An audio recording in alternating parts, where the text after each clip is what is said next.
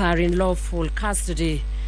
The motion brought by Konoin Member of Parliament Brighton Yegon that the House urges the government through the State Department for Social Protection and Senior Citizen Affairs to develop and implement a program for the care of children above the age of 4 years whose parents are under lawful custody.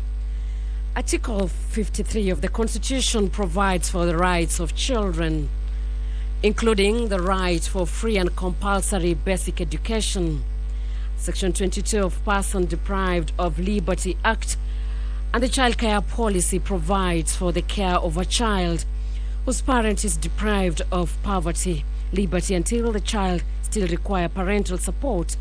It recognizes the majority of these children often suffer from emotional distress, social stigma, and economic hardships, cognizant of the fact that all children should be accorded a means of maintaining their relationship with their parents. Children have restricted economic resources available for their support, which in turn negatively impacts their lives. Also, the Member of Parliament for Kiambu Town, Honorable Mashowa Ithaka, has a motion on the national policy on deworming of school-going children. And the House urges that the national government, through the Ministry of Health, develops a national policy on deworming school-going children as a crucial part of mainstreaming of healthcare access in the country. Aware that Article 43(1)(a) of the Constitution provides that every person has a right to the highest attainable standard of health, including a right to healthcare services. Further aware that the relationship between health and education plays a significant role in school attendance rates. It concerns that the negative effects of poor sanitation, such as parasite infestations, particularly among the school-going children, lead to anemia, stunted growth, and other salient problems, which in turn leads to low school attendance and impact educational standards. And according to research, school-based deworming is one of the most cost-effective interventions that provides a huge range of holistic and social benefits, such as increased school attendance and healthier kids who do better in school, while utilizing already existing school structures in administering deworming treatments to school pupils, and recalling that previous programs conducted by Ministry of Health in partnership with NGOs, that is non-governmental organization, called the Evidence Actions, have only been piloted in a few selected counties, and that the deworming efforts have been uncoordinated and dependent on external support with no clear policy or budgetary framework. Also, the Member of Parliament for Langata, Honorable Felix Odiwar, has a motion on public health concerns at Langata Cemetery, and the House, through the national government and the Ministry of Health, is urged to urgently conduct an assessment of the public health risks posed by the continued use of the Langata Cemetery, and to institute mitigatory measures and collaborate with other stakeholders, including the Nairobi City County Government, to identify another suitable alternative land for use of cemetery. Aware that Article 42 of the Constitution provides for the right of every person to a clean and healthy environment, and Article 69 of the Constitution obligates the state to ensure sustainable utilization of environment and natural resources, including that of land.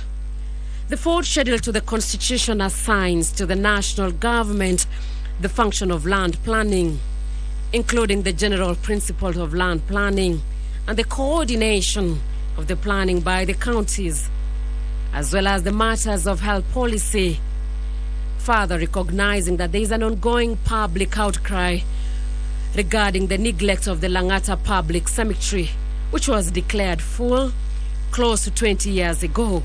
And it's concerned that this matter has left unaddressed and poses a significant health risks to the public.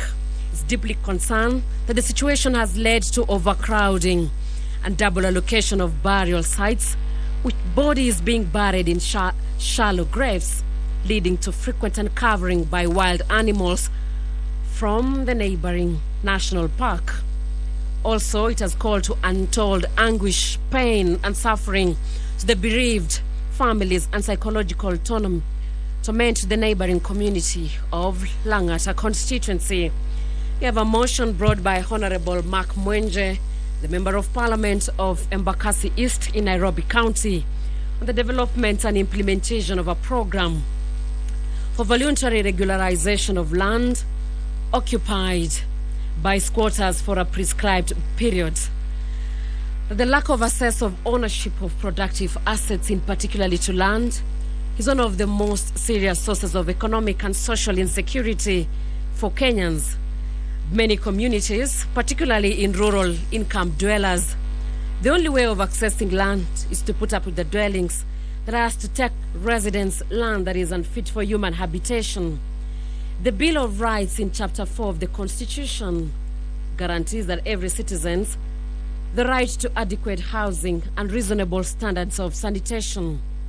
There are very many squatters who have settled on land that belong to either absentee landlords, unadjudicated land, public land, or community land for long periods of times, with some disputed, while others to date remain undisputed. The issue of land settlement in many urban areas, particularly in the informal settlement, has remained unresolved, with numerous persons remaining squatters.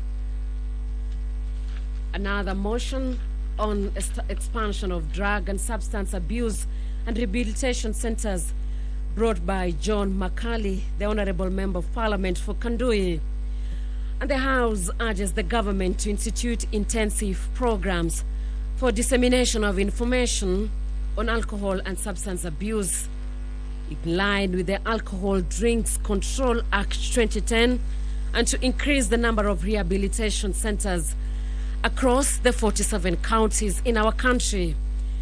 According to the National Protocol for the Treatment of Substance Use Disorders in Kenya by the Ministry of Health, drug abuse has been increasing in Kenya, especially among the youth, with statistics indicating that more than half of drug users are aged between 10 to 19 years. These are school-going children. Further, aware that research released by NACADA, that is the National Authority for the Campaign Against Drug Abuse, in December 2022, placed Western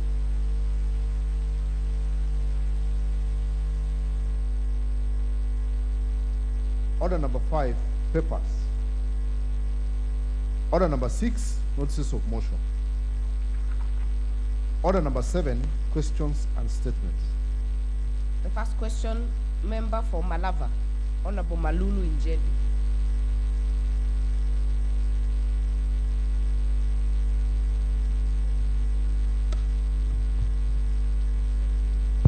Sorry, Madam Speaker.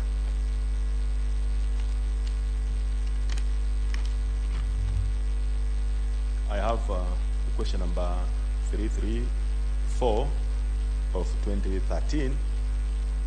A question to the Judicial Service Commission. Could the Commission explain why all Kenyan courts, excluding the Supreme Court, are yet to have microphones installed in the courtrooms, which would enhance the efficiency of the court system in the lower courts? The two, provide details on what caused the discontinuation of the program for installing microphones in courtrooms after its initial commencement. 3, state whether the Judicial Service Commission has developed a plan to install these essential components in courts and provide the estimated costs of implementing the system in all courts across Kenya. Thank you, Madam Speaker. Thank you. To be replied before the Departmental Committee on Justice and Legal Affairs. The next question by Honorable Tandaza Kasim had requested some indulgence from the Speaker. We will get back to it later. Oh, he's made it. Oh, Honorable Tandaza, you can ask your question. I had gotten your communication of the indulgence, so please ask the question. Thank you, Madam Speaker. I rise to ask question number 365 of 2023 to the National Lands Commission. Could the Commission, 1, provide a list of persons affected by the construction of the Dongokundu Bypass Project Phase 3 and the corresponding compensation awarded to each one of them?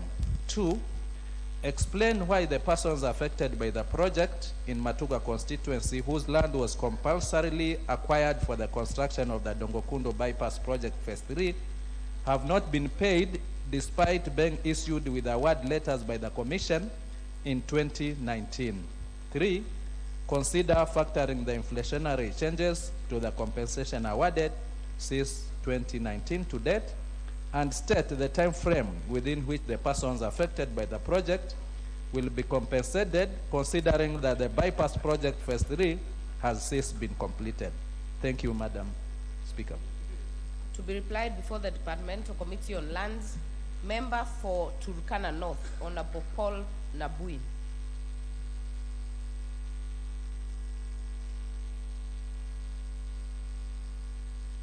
Not in the House. We'll defer this question. Next order.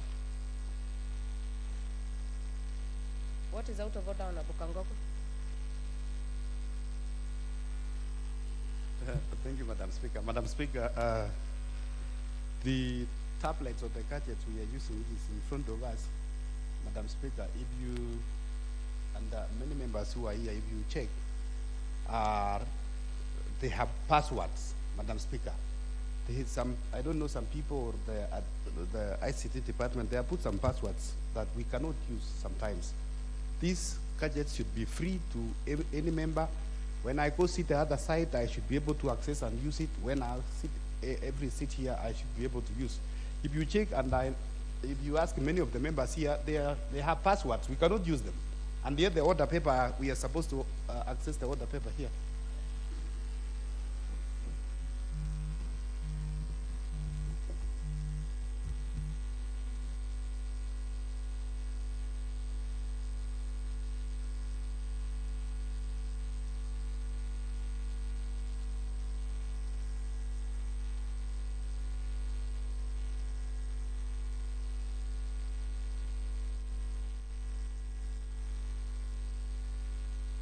Thank Honorable Kangogo.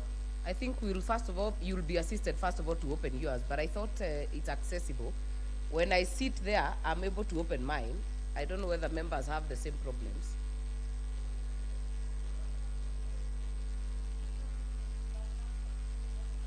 Honorable Makali Mulu.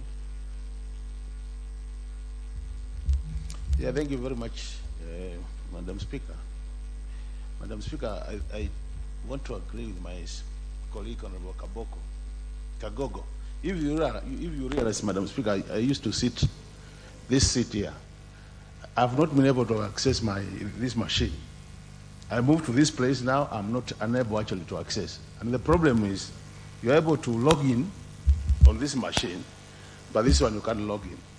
If you remember the last parliament, you would log, using the same details, you log in here. But it's impossible now. So I think the IT department needs to check what is happening. Thank you.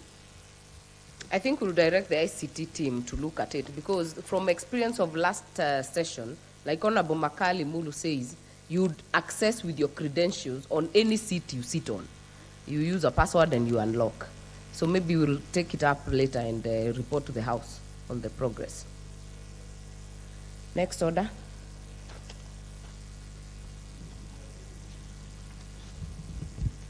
Order number 8, motion. Establishment of a National Cancer Prevention and Control Fund.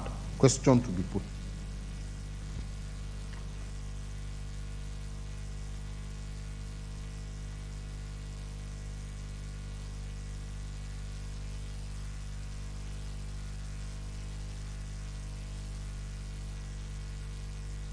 We'll defer the putting of question of this motion under Standing Order 53. Order number 9, motion. Development and implementation of a child care program for children whose parents are in lawful custody. Same fate falls on this motion, deferred to the next day. Order number 10, motion. National policy on deworming of school-going children. Mover to reply. Is Honorable Mashua in the House?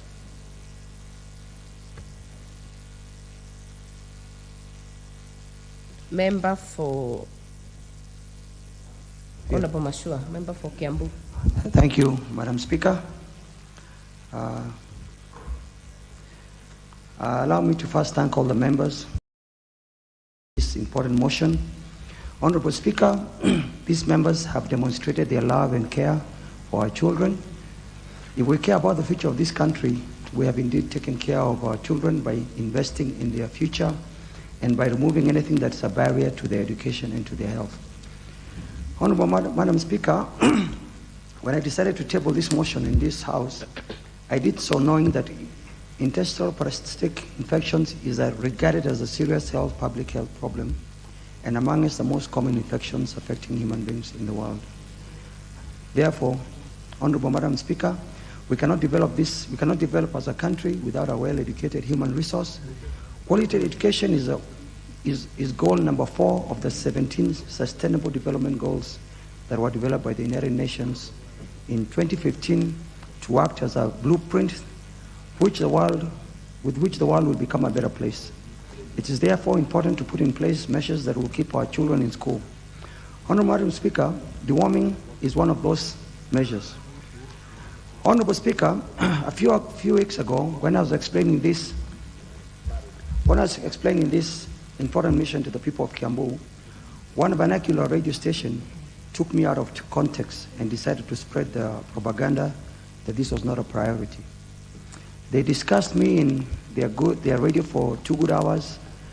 I want to call out to that vernacular station and tell them that we must speak about the problems that are affecting our communities without shame. Worms are a problem to our children and especially to their health and on their education. We must therefore speak about it openly and without shame. Honorable Madam Speaker, allow me to remind journalists of one of the rules of journalism, which was written in 1914 by Walter Williams, who was the founder of the Missouri School of Journalism. And I quote, "I believe that the public journal is a public trust, that all connected with it are to the full measure of their responsibility trustees for the public. That acceptance of a lesser service than the public service is a betrayal of this trust." End of quote.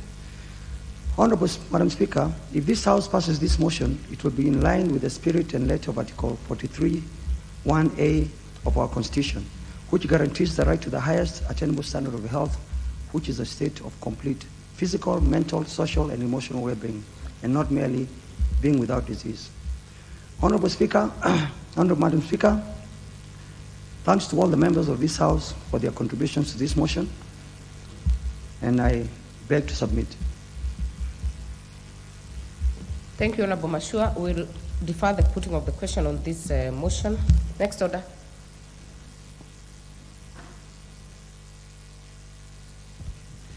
Order number 11, motion. Public health concerns at Langata Cemetery. Member for Langata, Honorable Felix Oduor.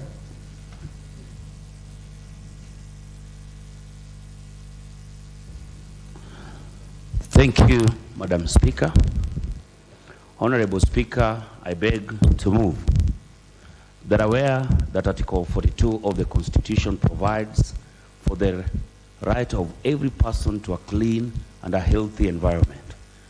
Further, aware that Article 69 of the Constitution obligates the state to ensure sustainable utilization of the environment and natural resources, including land, recognizing that the 4th schedule of the Constitution assigns the national government the function of land planning, including general principle of land planning and the coordination of planning by counties, as well as matters of health policy.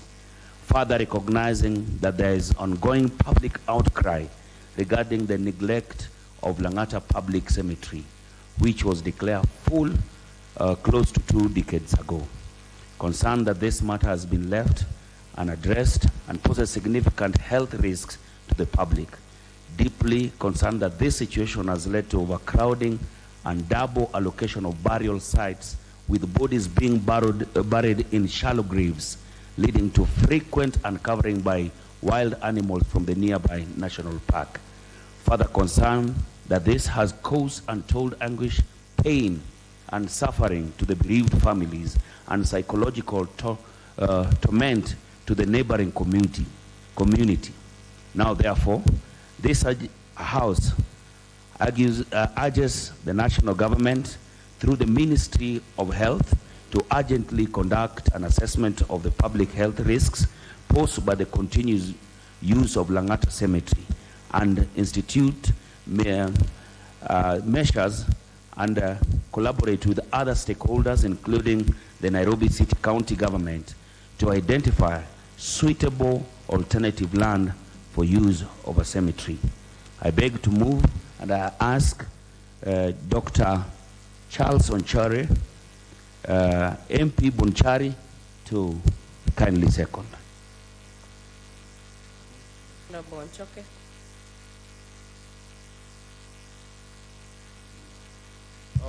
Thank you, Madam Speaker, and I rise to second this motion.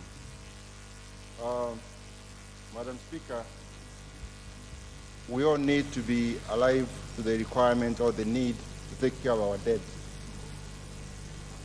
All over the country, you don't find any very well-maintained cemeteries, and that's something that needs to be looked into by government, very urgent, all two levels of government, so that our dead can have decent, respectful places where they rest in peace, so that they don't turn in their graves. Honorable Nchoke, for the record, just put up the microphone.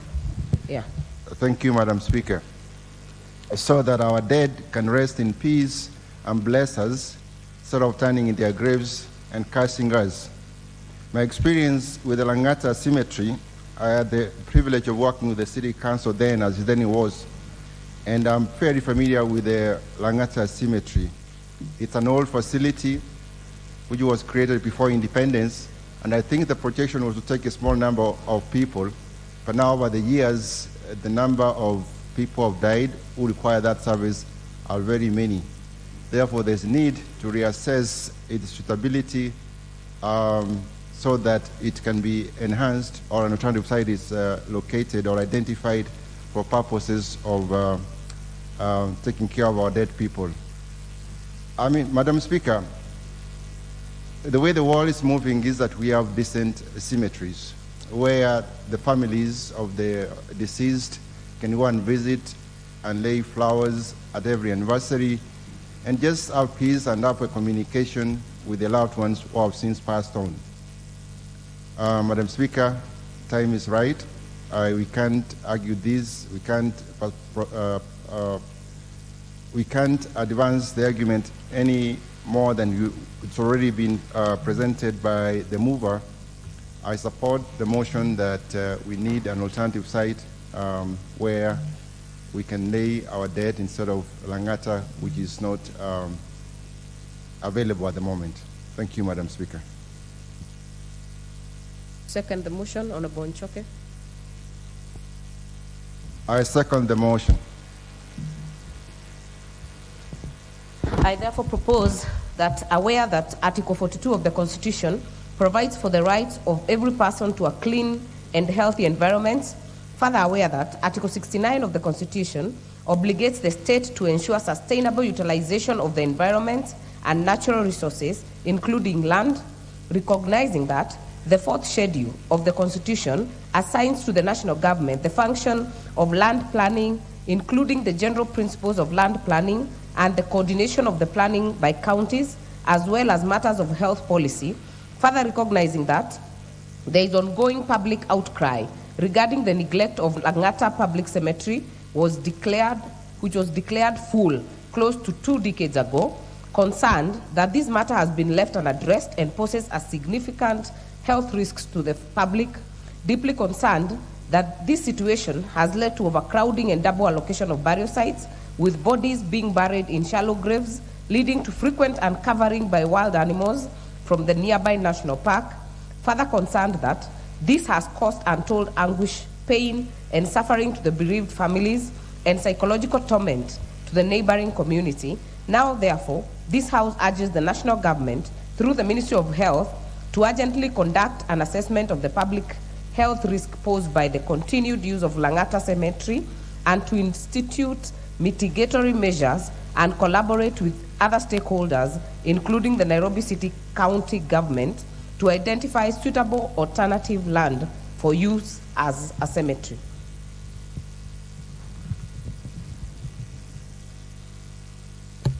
Member for Rangwe.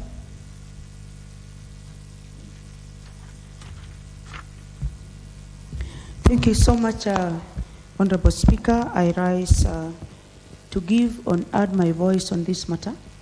Honorable Speaker, Langata Cemetery has been in use like for as long as I can remember, and I want to thank the Honorable Member for Langata who has brought this matter up, Honorable Speaker. Honorable Speaker, it is really, it is an unfortunate practice that we bury our dead on shallow graves and expose them to be mutilated, the dead bodies to be mutilated by wild animals. And we want, the African culture is to the extent that it respects the dead. And Honorable Speaker, it is unfortunate that when we expect our dead to rest, they don't rest in their graves and their bodies are mutilated by wild animals, Honorable Speaker. It is an important motion that has been brought by the Honorable Member for Langata. And Honorable Speaker, I rise to support this and urge the government to get alternative burial site. That notwithstanding, Honorable Speaker, it is an environmental hazard because when we have bodies that decompose in the estates where people live, Honorable Speaker, it is a problem even to our children. It is a problem when we have stench of our own dead coming from the backyards where we live, Honorable Speaker. It is important, Honorable Speaker, that this matter is expedited as fast as it should, Honorable Speaker. Even without doing environmental assessment, we should have a cessation of taking more bodies to Langata, Honorable Speaker. Kenya is a land of plenty, Honorable Speaker, and I should think that we can always get alternative burial site. And better still, if we can get it and secure it, have it fenced and well taken care of, but somewhere outside the city. Honorable Speaker, it would be appropriate. It would allow our dead to rest in peace, but it would also allow members of the bereaved family to be able, Honorable Speaker, to visit their dead, Honorable Speaker. I rise, Honorable Speaker, also to say that it is important that we have more than one site. We only have Langata, but if we could even have as many as 10 burial sites to take care of our dead so that there is no congestion, Honorable Speaker, I think it would be a good thing for us to do, Honorable Speaker. We have enough land. It is just putting aside land for relevant use, Honorable Speaker. I thank you. Honorable Rindikiri Mugambi, member for Buri.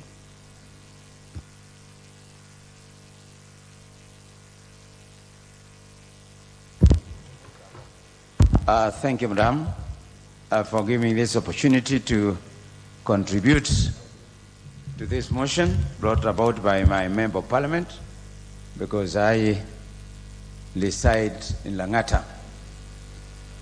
Madam Speaker, it is true that this cemetery is overutilized, and according to the African customs, we cannot exhume a body by either dialect or idialect so that we create a space to bury somebody else.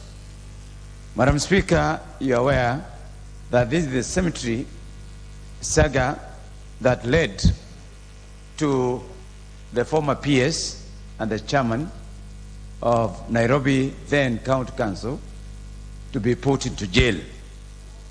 Madam Speaker, the population in Nairobi is increasing. There are the slums. There are people who don't know where they come from. There are those people who are now permanently settled in Nairobi with no intentions of going back to the rural areas. It's therefore important that this matter of where to rest our beloved people is addressed as a matter of national importance. Madam Speaker, the expenditures of transporting bodies to the rural areas, because there is no space at Langata Cemetery, is really causing strain, particularly to the urban poor.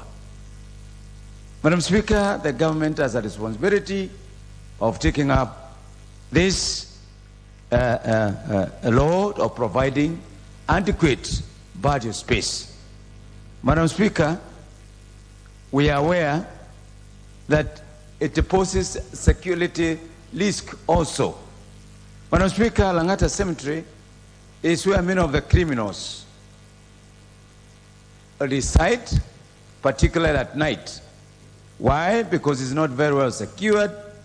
2, it is very unclean with the bushes. 3, Madam Speaker, there are some criminals who have taken the coffins to be their homes at night. Madam Speaker, I think we need to be seen to be a very serious country. Article 60, it says how we need to dispose the bodies of our loved ones, how we need to dignify even the dead. Madam Speaker, as you drive along Langata Road, you always see hyenas closing over to Langata Cemetery at as early as 7 p.m. And you ask yourself, where are they going? If you actually are very careful, you'll notice that they are entering Langata Cemetery to feast on the lives, on the bodies of our loved ones, and they know when there's fresh burial has taken place. Madam Speaker, I support this motion and urge that it is time the government takes this matter very seriously, together with Nairobi County. The government is busy putting up houses, but we have no provision for burial site in those houses. The governor of Nairobi is busy putting up other facilities, but he seems to have forgotten that we need cemeteries in this town. Madam Speaker, I think it's the high time that each constituency in this county is given an opportunity to have a cemetery wherever they are going to have it, so that the members of parliament from each constituency will say, we have a certain area allocated for our constituency, so that we can go and bury our people. Members of parliament are taking a lot of responsibilities, Madam Speaker, on behalf of non-performing the government of Nairobi County and the national government at the same time. So I urge the Ministry of Lands, the ministry in charge of county government, the governor himself, he should take full responsibility of the mess that is taking place at Langata Cemetery. I therefore support this motion and say thank you very much, my member of parliament, because I'm your member of parliament. I'm waiting for you to call me so that you can give me my bursary. Thank you very much, Madam Speaker. Before we hear more horror stories from the MP and residents of Langata, allow me to introduce pupils in the gallery, public gallery. Regis View Academy from Naivasha, from my own county of Nakuru County. On my own behalf, join me in the House. Welcome to observe the proceedings of the House. The next speaker will be the member for Mandera West, Honorable Adan Haji. Not in the House. Member for Tharaka, Honorable Gitonga Morugara. Thank you. Thank you very much, Madam Speaker. Madam Speaker, I rise to support this motion by the Honorable Felix Odiwo, alias Jalango. He's a well-known legislator in the country and a media personality. A little history about the Langata Cemetery is that, in fact, it's the only cemetery that was set aside since the advent of colonialism for burial rituals. As you know very well, Africans were not burying their dead, and therefore it does not surprise many when we hear that hyenas are feasting on dead bodies, because that was the norm those days. Dead bodies were recipe for hyenas. If you carefully look at the Langata cemetery, it was segregated as it was at that time. There was a section for the Europeans, a section for the Asians, and the Africans were given the far-flung corner where not many bodies were buried anyway those days. And the first to be overused was the European section, because Asians could cremate from time to time, while Europeans were actually burying their dead. Eventually, Africans were brought into the practice of burials, and because they were larger in number, it has now overstripped the size of the land available for those burials. What the Europeans do today, and I have witnessed this, is they reuse their graves, which is common with the European culture, such that if the father died long time ago, followed by the mother and the children, they may all be buried in one grave, just by recouping the soil and burying the dead. The Asians have taken up mostly to cremation, while the Africans now are actually overstretching the piece of land that was available to them, as a result of which there are no procedures. And if there are procedures, they are not well planned. This is why we now have the shallow graves into which you put the bodies, and if you're not careful, two things happen. Hyenas will feast on the dead bodies, where possibly the coffins are not very well done. If you use a very good coffin in Langata Cemetery, you got to be careful, because the following day you may find the body of your relative actually outside, because some thief snitched the coffin when you were fast asleep. This is quite common. These are the horror stories we hear from Langata. But what is most important is for the government to relook at the issue of cemeteries, because we do have other towns that are nearby, which possibly have areas and lands which can be set aside for burial places, so that we are able to give our dead people dignified send-off. Kiambu is one of such. Kiambu is one of such towns. I know for sure there was a time there was hue and cry regarding grabbing of the cemetery land in Kiambu, and there is an interesting story told about an MP who defected in the 90s. He was rewarded with a piece of land, which eventually was traced into the cemetery of Kiambu. This is exactly how uncaring we are as regards how we treat dead people, that we can actually give out land set aside for them, as a result of which we all go to Langata to crowd the place, try to bury people in a manner that is not well planned, in a manner that is not dignified, which is totally un-African. As I sum up, we should extend the planning of gravesites into the countryside. There is a bad practice that happens in the countryside where everybody is trying to cement graves, and the consequence is that it's going to be in 50 years' time, you will have no land, no arable land to cultivate, because you filled your entire land with cemented graves. It's not a good practice. It should be discouraged. The county governments, the national governments should now stand up and have good policies, acceptable policies on burials and grave sites. With those remarks, I do support. Thank you. The next chance will go to member for Lugari, Honorable Nabuera Nabi.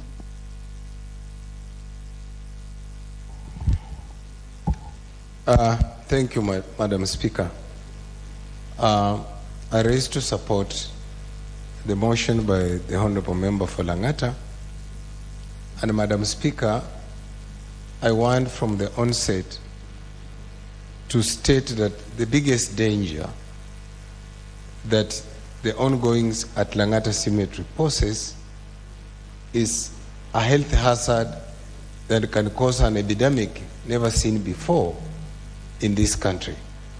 As we are aware, the cemetery is within a vicinity of an informal settlement.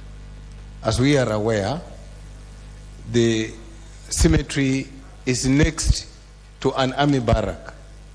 As we are aware, most of the graves in that cemetery are already open.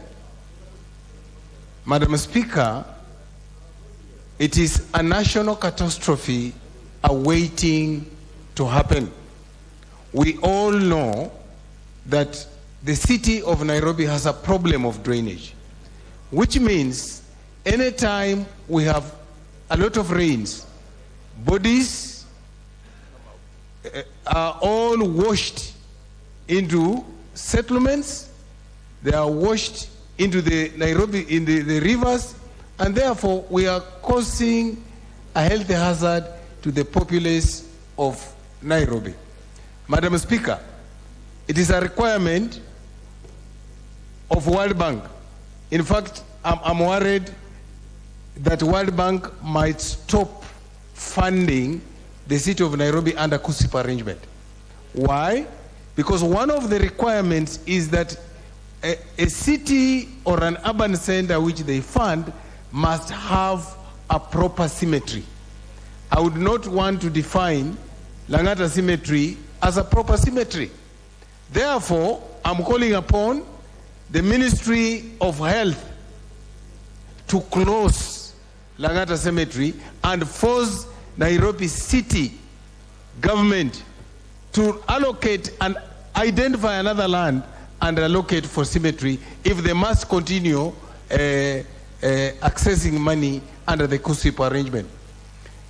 Madam Speaker, I want to associate myself with my colleague in also urging that each constituency in Nairobi must have a cemetery of its own. Why? Because of the numbers, because of the population. Madam Speaker, I want to confirm to you that whereas I come from Western Kenya, I've been forced to carry bodies of people who die, who ordinarily, young kids who would ordinarily be buried in a cemetery. But because of a lack of a proper cemetery, they opt to go to carry the body to Western Kenya. Because they fear if the body is buried in Langata Cemetery, one, it may be washed away, it may be eaten by animals. They cannot come and do an annual ceremony as it is in our tradition. Madam Speaker, I will want to give you the most demeaning thing I went through, and this house went through. We lost one of us in this house who was a Muslim, and by nature of the Muslim culture, the burial was immediate. We were standing on bodies, on graves that we have gone to bury our. I mean, it was so demeaning for some of us. I'm calling upon Minister of Lands and Nairobi city government to identify land and allocate and therefore relocate the cemetery of Langata. And I'm calling on the Ministry of Health under the Public Health Act to declare Langata Cemetery a health hazard. Thank you, Madam Speaker. Thank you. The next chance will go to the member for Kilifi North, the Deputy Majority Leader. Honorable Speaker, thank you very much. And I want to congratulate my brother, Felix Odiwar, Papa Jalas, for bringing this motion. Because the people of Langata for a very long time have suffered. Actually, the people of Nairobi have suffered. And the people of Langata bear the brunt of the whole Nairobi because everything is taken there. And it takes a great leader to come up and say, look, I need to solve this problem. And that's why I want to congratulate Papa Jalas for bringing this motion and trying to get a solution for Nairobi, not just for the people of Langata, but for the whole of Nairobi. And God bless you for those kind thoughts for the people of Nairobi. I would like to say that the issue of Langata Cemetery is about planning, land planning. And this country for many, many years has been using land without proper planning. There was a time when colonial masters then planned Nairobi and said, here there will be a cemetery. But thereafter, nobody has thought about planning this city. Things are just being put all over.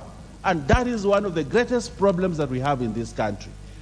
We have today, there used to be the current Langata Association that had something like building control and zoning. And I think they went to court about issues like that. But after the court, these days you start seeing high-rise buildings coming up in Karen. You start seeing Kilimani used to be a beautiful place to stay. Now everybody is putting up anything everywhere. The problem is land planning. We have actually a department in the Ministry of Lands whose job is just physical planning and land planning, but no one does anything. In the previous government, I remember they were given a budget of around 34 million for a whole year to do land use planning. That is peanuts. That cannot be done. So, Honorable Odiwuor, what I would like you to do is sit with the governor of Nairobi. And if the governor of Nairobi cannot sit with you, we'll call him to this house. Because this city belongs to all of us. And planning for this city and ensuring that this city is properly governed is a responsibility of not just the people of Nairobi, but the whole of this country. To ensure that land use planning is done properly and ensure that people are given a decent period. But the horror stories of Langata are well known. And I think we need to respect the dead. There are those who will have land of their own and bury people in their compound. There are those Kenyans who cannot afford to carry a body up country. They have to bury it here, but they don't have a place to bury. They have to exhume a body. But also I want to give you good news. If you cannot have a place to bury, we can create a place in Kilifi where bodies from Nairobi can be brought for burying. We have enough land, including the Shakahola area. We can give you enough land to do that. But I think this is an important motion, and I think the Honorable Tandaza, what is out of order? Thank you, Honorable Speaker. Is the majority leader in order to suggest that bodies, people dying in Nairobi, should be carried to Kilifi, and yet he knows very well he doesn't have land for such purposes, and knowing very well it will also create a lot of inconvenience for the people of Nairobi. Thank you, Madam Speaker. No, I'm trying to encourage domestic tourism also for the people of Kilifi. You know, there are many people who will come to Kilifi to do. But seriously, Honorable Speaker, I think this is a serious national issue. I think previous governments who did it in a dishonest way and we lost money, and people tried to buy land in Ukambani and things, you know. But I think this is one of the most honest attempts to ensure that we get another gravesite for the people of Nairobi. So I want to thank you, Honorable, and I think I will ask you to sit down with the governor of Nairobi and ensure that the people of Nairobi get a decent send-off when they die. I thank you, Honorable Speaker. Member for Embakasi West, Honorable Mark. Thank you, Honorable Speaker. I rise to support this motion. In Nairobi, Honorable Speaker, I can tell you our population goes up to even 4 million, and even more at times, depending with the seasons. And we can assure you that since Nairobi was founded, the only public cemetery that exists, that is in use today, is in Langata. Now, if we look at the population that we have, and I can give you statistics. I represent Embakasi West, which has a population of about 300,000. I'm aware of Embakasi North, which has about a similar number. Embakasi East, that carries 360,000. Same as Embakasi South, that has about 360,000. Embakasi Central, that has about another 300,000. Kasarani, that has 400,000. Roy Sambu, that has 300,000. All those people who have spoken of constituencies that are on the eastern side of this city, we all go to bury our dead. If we cannot take them up country, we all go to Langata. It is impossible. Those numbers are too high. Secondly, Honorable Speaker, we have land further down towards the end of Nairobi, and we can cross even into the Ukambani area on that end. We who come from that end do not need to bury our dead in Langata. So it falls on us and this house in this time that we can sit and correct the mistakes that have happened for years and decades, that we have refused to plan for this city. Honorable Speaker, I'll be coming up on the next with a motion that will demonstrate how we have failed this city. The failure to plan for our city has led to uncontrolled planning, and that is why the same issue you're seeing in Langata, where you can go and bury somebody, we've been there and we've buried our friends, and you can see an open grave where you can see even the casket itself. That is the most degrading thing that we can do to our departed dead. So, Honorable Speaker, I think it is time. This motion is very timely, and this should not be a matter that should be taken for granted. Past government tried even to buy land. I remember there was, I don't know whether it was in Mavoko, but we were taken round in circles. As much as we say we want to leave this matter to the county of, to the county government of Nairobi, I do not think the county government of Nairobi can handle this matter. That's why I think it is the way the Honorable Jalango has decided to bring this matter to this house. It is important that we support him because Nairobi belongs to all of us. And this should be a matter that we as our government should be able to find land in our surrounding counties. We have Kajiado to the south, we have Machakos, we have Kiambu. Those are the counties that border us. It is important we liaise with them, and this can only be done through the national government. So we are able to find land in those counties and be able to bury our dead in those areas. So with that, Honorable Speaker, I think this motion by the Honorable Jalango is important, and I will support him that it is time that we close Langata Cemetery, but it is important that by the time we close it, because attempts have been there and they've tried to close it, but if we do not come up with a solution, we are left with no choice than to bury our dead in Langata. So, Honorable Speaker, I beg to support. Thank you. Thank you. Member for Kangundo, Honorable Fabian.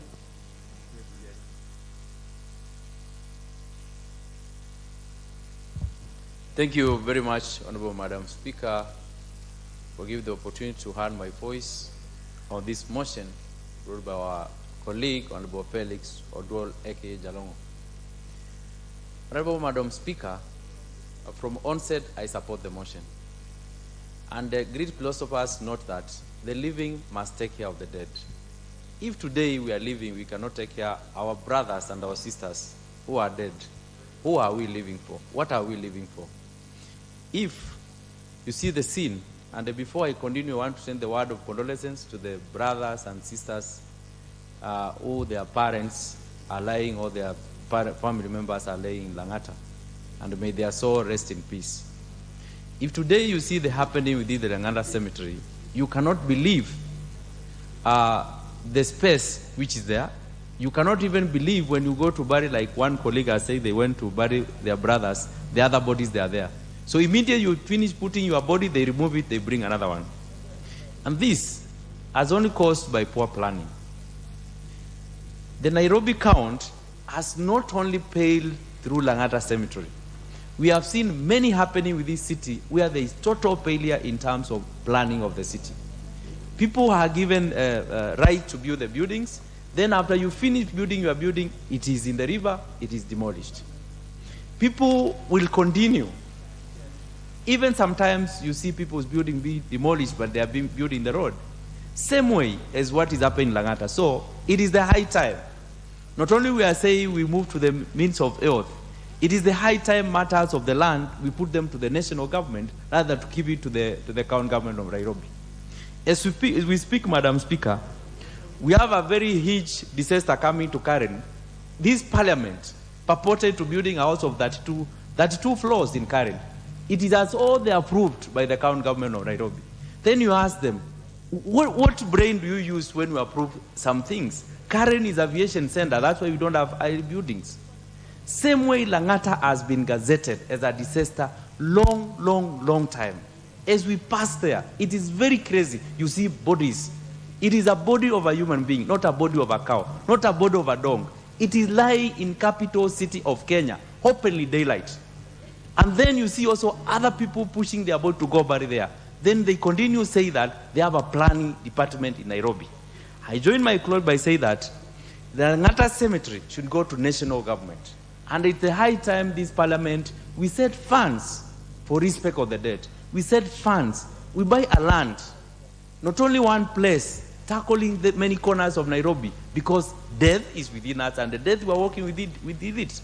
So we cannot say that the only option we have is Langata. So, Honorable Madam Speaker, I support and I say Nairobi City Council planning officers should be in jail for what they are doing to this city. Thank you very much, Madam Speaker. Thank you. Honorable Dorothy Kiara.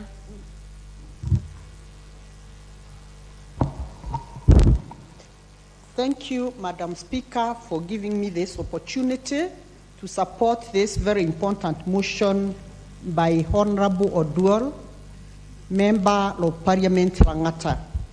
Honorable Speaker, I begin with an adage that says that the best brains lie in the cemetery. Indeed, Madam Speaker, we are not just talking about Langata. We are talking about a place where bodies are just dumped in a shallow or permanent grave, depending on one's means or the discretion of the people left behind. We are talking about the next temporary or permanent resident of children, youth, men, women, legislators seated here, Honorable Speaker, when all of us, we exit from this life.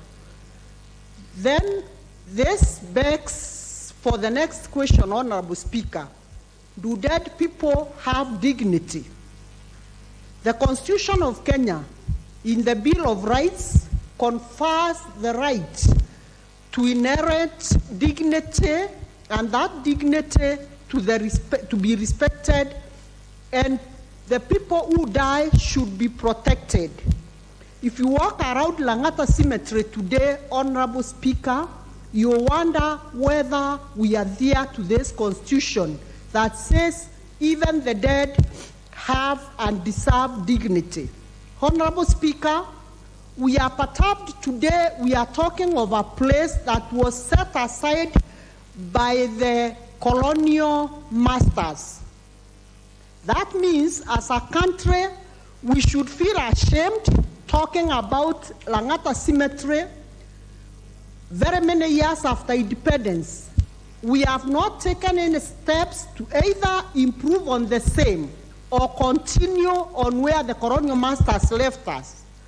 Honorable Speaker, I am saying this with a lot of pain because the people lying at Langata Cemetery and all of us seated here today, whether it will be Langata Cemetery or elsewhere, we shall one day be there, and soon and very soon, because nobody of us has permanent immunity over death. Honorable Speaker, it is the high time that we prepare that final resting place for ourselves when we are still alive.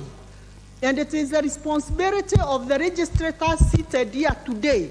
And this is why I say, thumbs up, Honorable Oduor, because you are thinking about yourself. You are thinking about the future generation.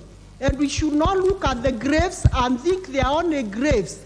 They are people known to us. Honorable Speaker, when you go to Langata today, you'll find plaques. You'll find every grave as a title and a name. But unfortunately, because of the double allocation of the graves, the person who is buried there is not the person who owns that plaque that is mounted there. Honorable Speaker, I'm saying the county government of Nairobi is obligated to ensure that they take the immediate steps of improving that cemetery now, so that we don't talk about a place that there is nothing we can do about it, whereas we have all the mechanisms that we can use to improve on that particular place. Honorable Speaker, we should also take cognizance of the fact that this place should be well taken care of in terms of this place should have toilets, this place should have places like wash areas, this place should have water points, the bushes must be cleared so that when people go there to check on their loved ones, they have a dignified place where they can go relax and have fine memories of the people who have been put there. Honorable Speaker, I'm saying the county government in the Constitution is also obligated to ensure that they set aside. Honorable Speaker, I can see my time is up, but I'm saying the county government also should set aside areas where people should be buried in dignity. Thank you, Honorable Dorothy. Your time is up. Member for Alego Usonga, Honorable Samuel Atandi. Thank you, Madam Speaker. Madam Speaker, this motion by Honorable Jalango is a very important motion. It is a fact that Langata Cemetery has reached its capacity.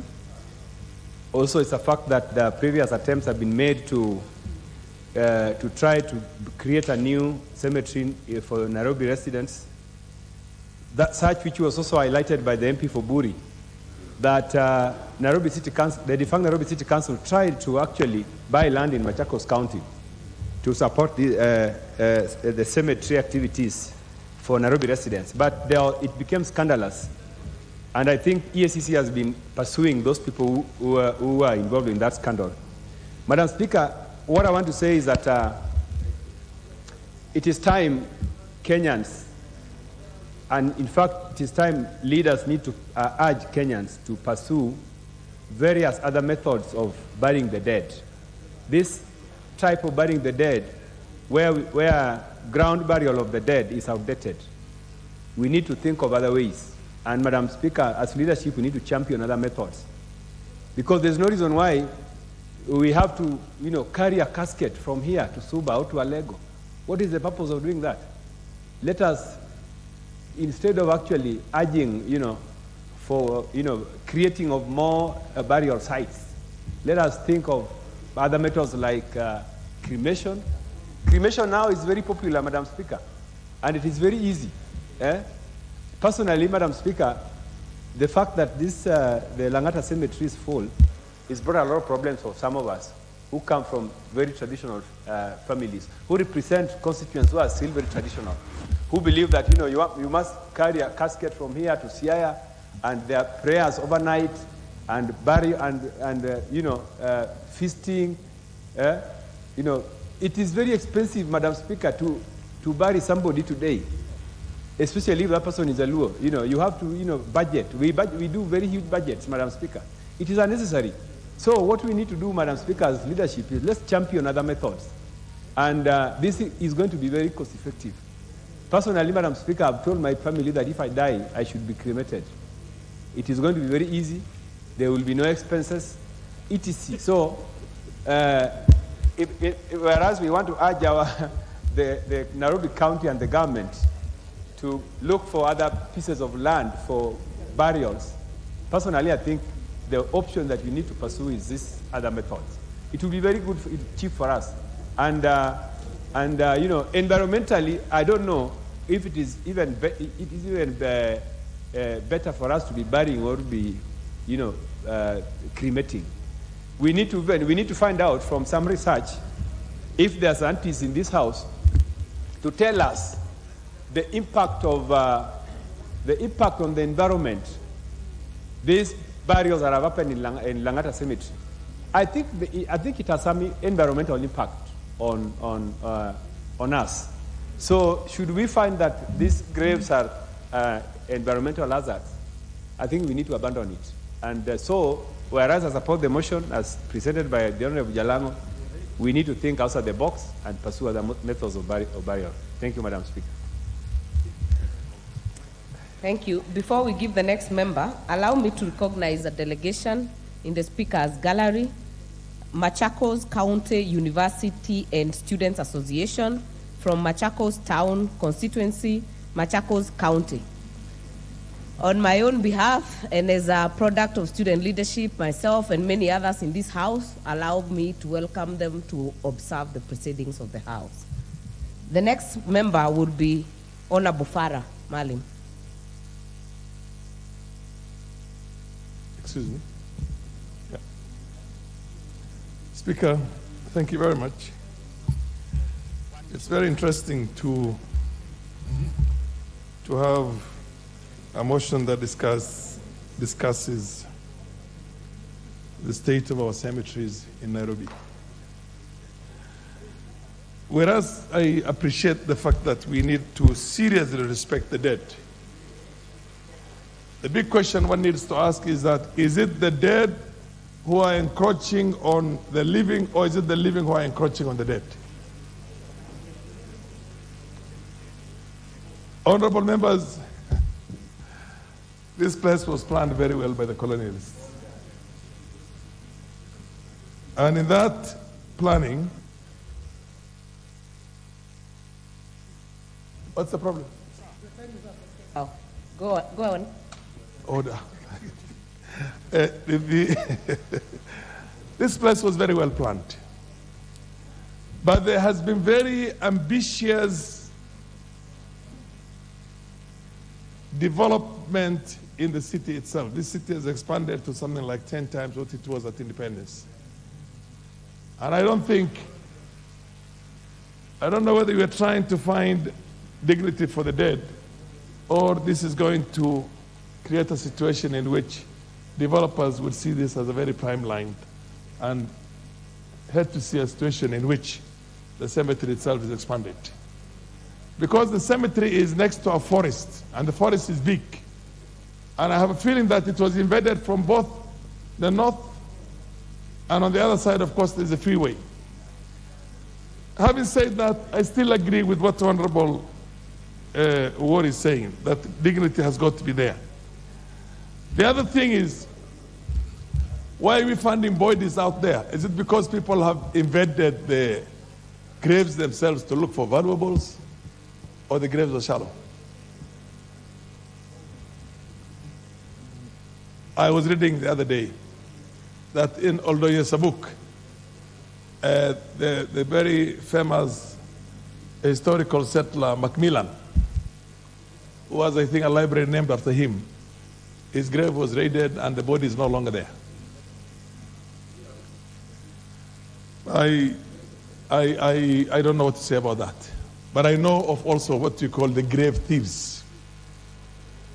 So more than anything else, what we need to do is that we have to have a system in place of the national government in which the police, as a national government function, protect the dead. The citizens cannot protect the dead.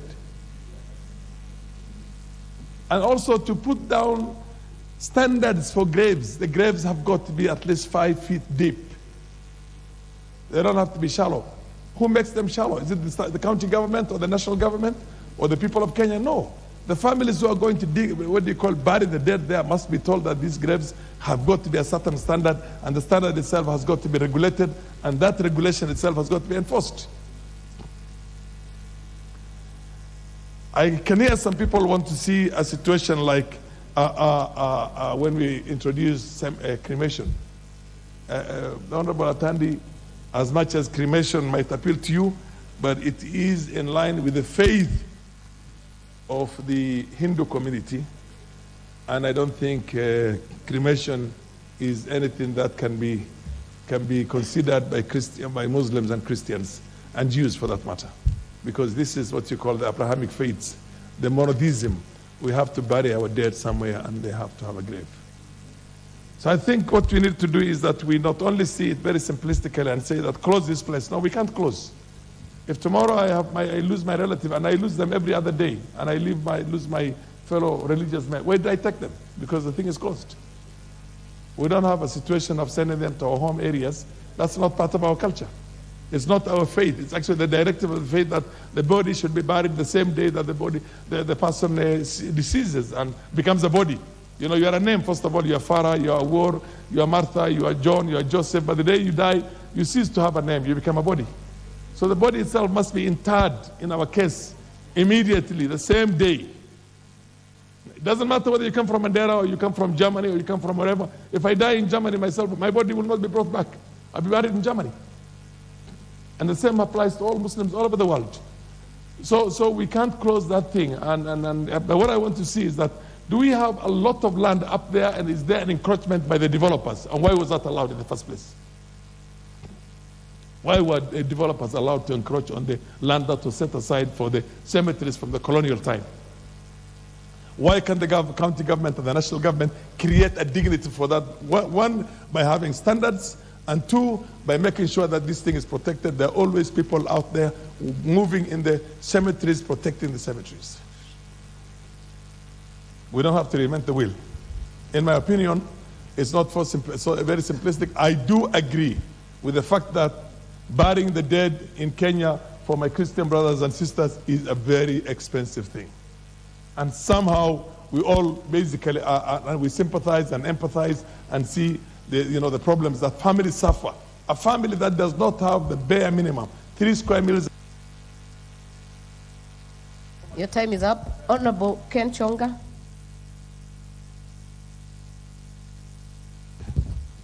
Thank you, Madam Speaker. I rise to support this motion by Honorable Jalango. Historically, Madam Speaker, we were told there are some communities which never used to bury the dead. Instead, they used to throw them in the bush. Then they're eaten by, I don't know, animals. Historically, we are hearing that. But what is happening today, world over, we know there are only 3 methods of burying. One is cremating, bury as we do. And Nairobi, if we look at Nairobi, we are in a cosmopolitan town where all communities live here. And the only respect that we give our departed souls is by burying. Madam Speaker, Langata Cemetery was declared full in 2008. By 2008, the county council was then supposed to have found alternative means as where people can be buried. But pathetically, as up to today, we are trooping back to Langata. Madam Speaker, allow me to use a word here. I don't know, it's a word or a term. I think greed is too much among our people, more especially our civil servants. Because by 2008, if this cemetery had already been declared full, honestly, something ought to have been done. And it is on record, Madam Speaker, in 2010, some almost $13 million was released to purchase a piece of land to extend the Langata Cemetery.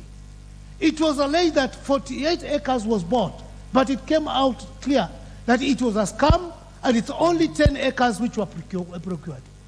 So, over 38 acres where we could be able to bury our people was taken away by people who were greedy to what have been allocated for the same. Madam Speaker, so much has been said. People will actually look at the issue of relocating Langata Cemetery to somewhere else differently, but it needs to be understood.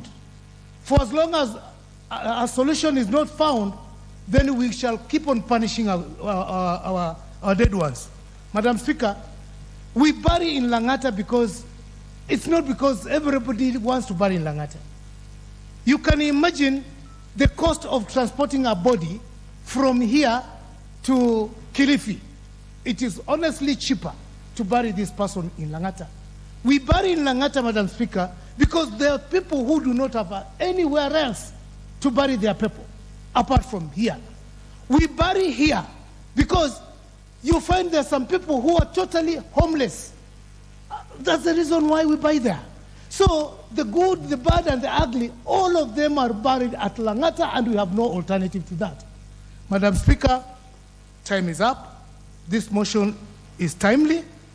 There is need for the county government to come up with a measure as soon as possible so that the dead can have the respect that they deserve wherever they go to lay. Otherwise, Madam Speaker, I stand and support this motion. Thank you. Thank you. Member for Embakasi North.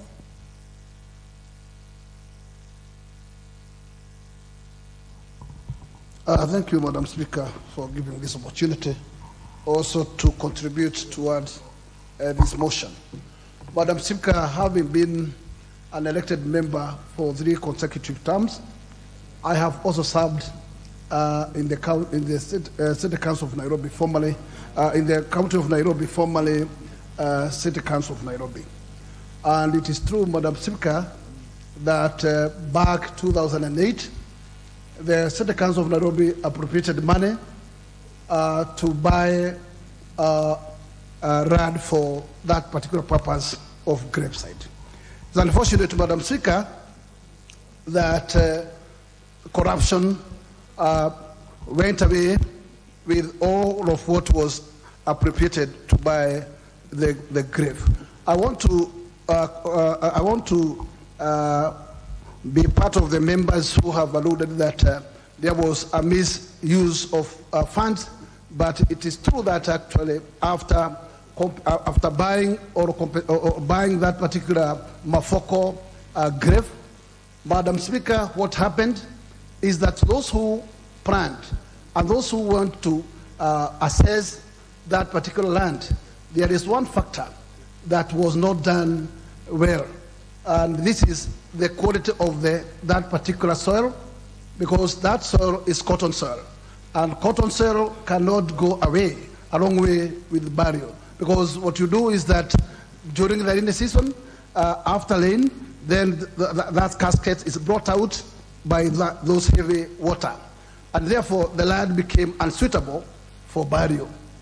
In this case, it's a case that has been ongoing, and you remember very well, members, that the former clerk of the City Council of Nairobi find his death in a jail after the verdict made by the court of law after the hearing of that particular case.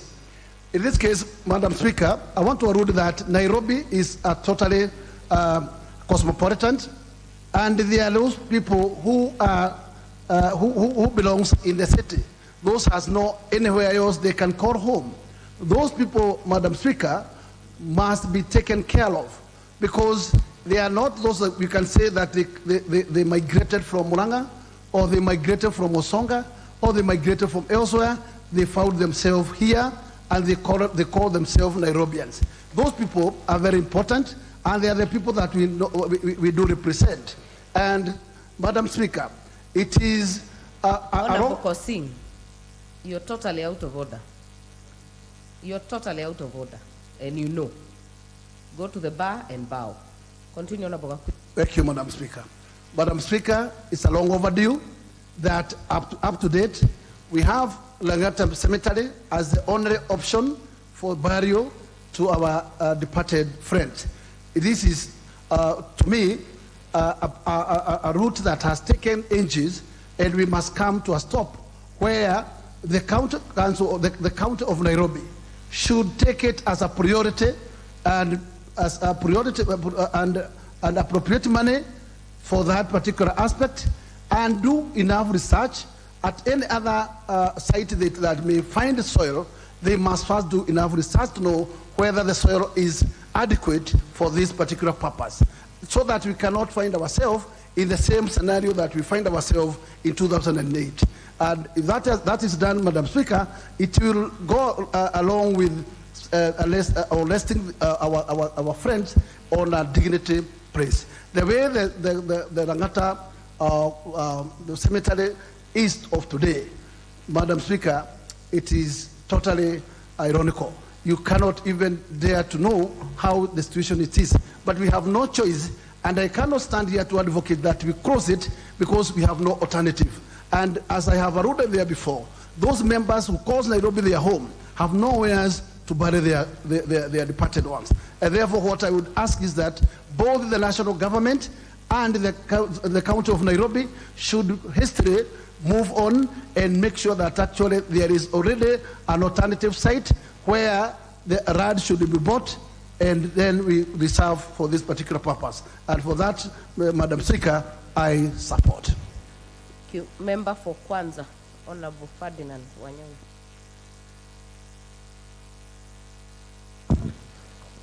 Madam Speaker, I want to take this opportunity first and foremost to thank our colleague Chalang for having come up with this particular motion.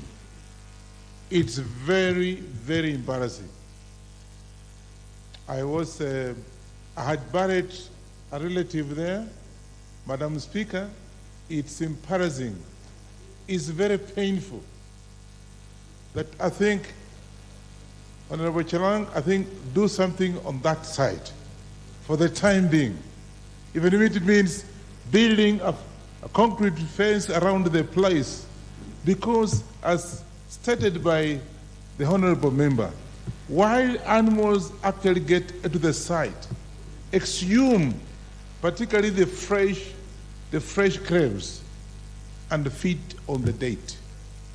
We all know that we respect as Kenyans, as Africans, we respect the date. I buried a relative there who didn't have land up country. And what happened?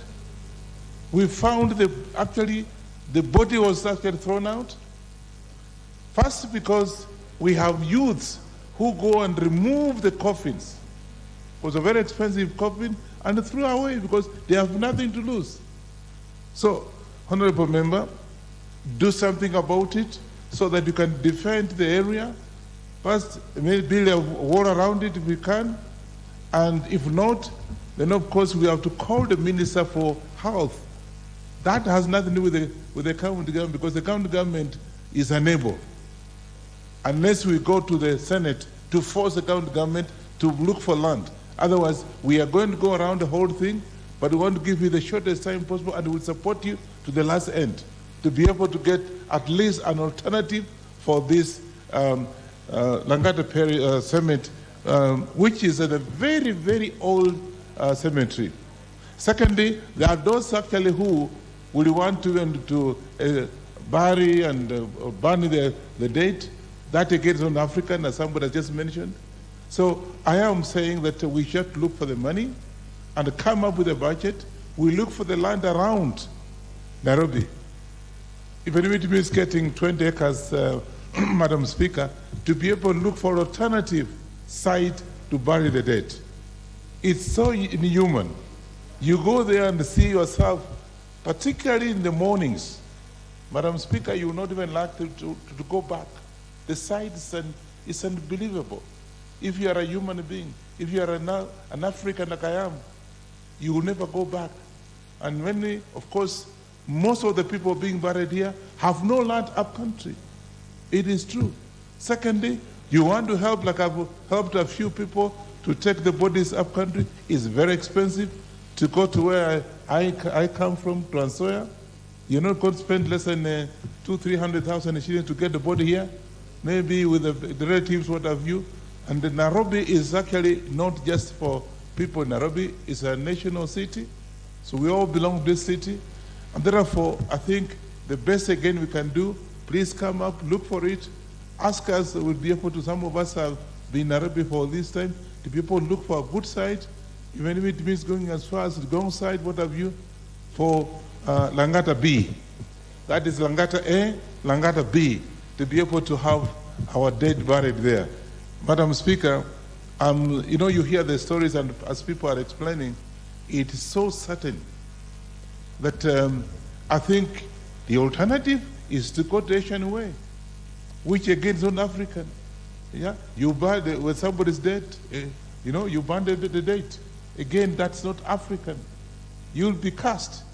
I believe if I buried my grandson, whatever, here, instead of burying and burning the body, I think it will haunt me the whole year.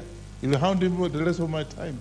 So therefore, Honorable Chalang, we are with you.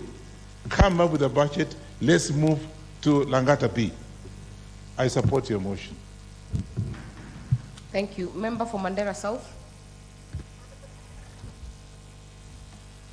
Speaker, for giving me this opportunity, and I will say from the word go that I fully support the motion by Honorable Felix Odior, member for Langata, and I'll particularly zero in on the prayers that are in that motion, where the Honorable member is urging the national government through the Ministry of Health to urgently conduct an assessment of the public health risks posed by the continued use of Langata Cemetery and to institute mitigatory measures and collaborate with other stakeholders, including the Nairobi City Council government, to identify suitable alternative land for use as cemetery. That prayer, I think, is well put. It's timely and most welcome.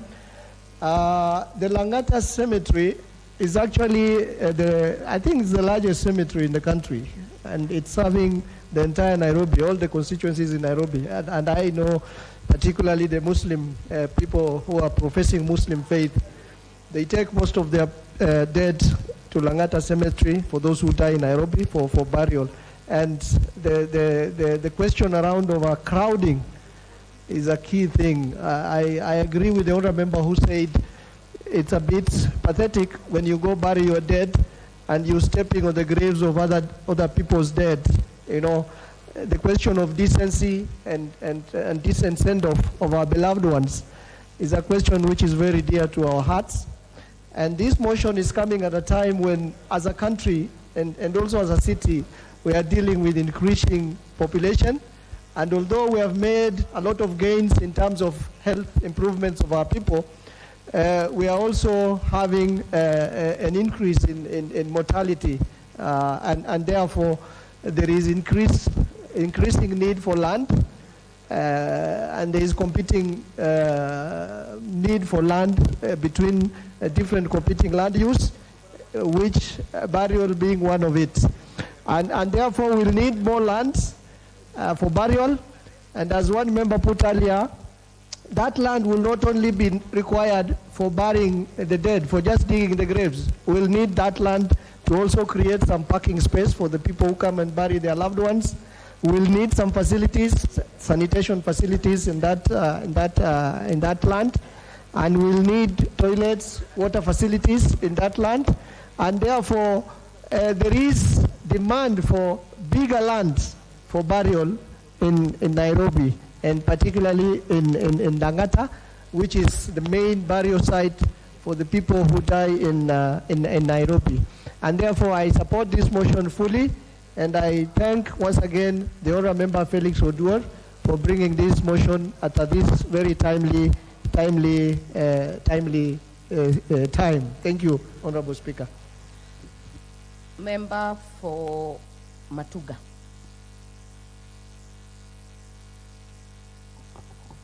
Asante Madam Speaker kwa kunipatia fursa hii kuchangia kwa huu mswada muhimu, kwa sababu sote tunajua tulioko hai, na haya ni maneno ya Mwenyezi Mungu kwa sisi Waislamu.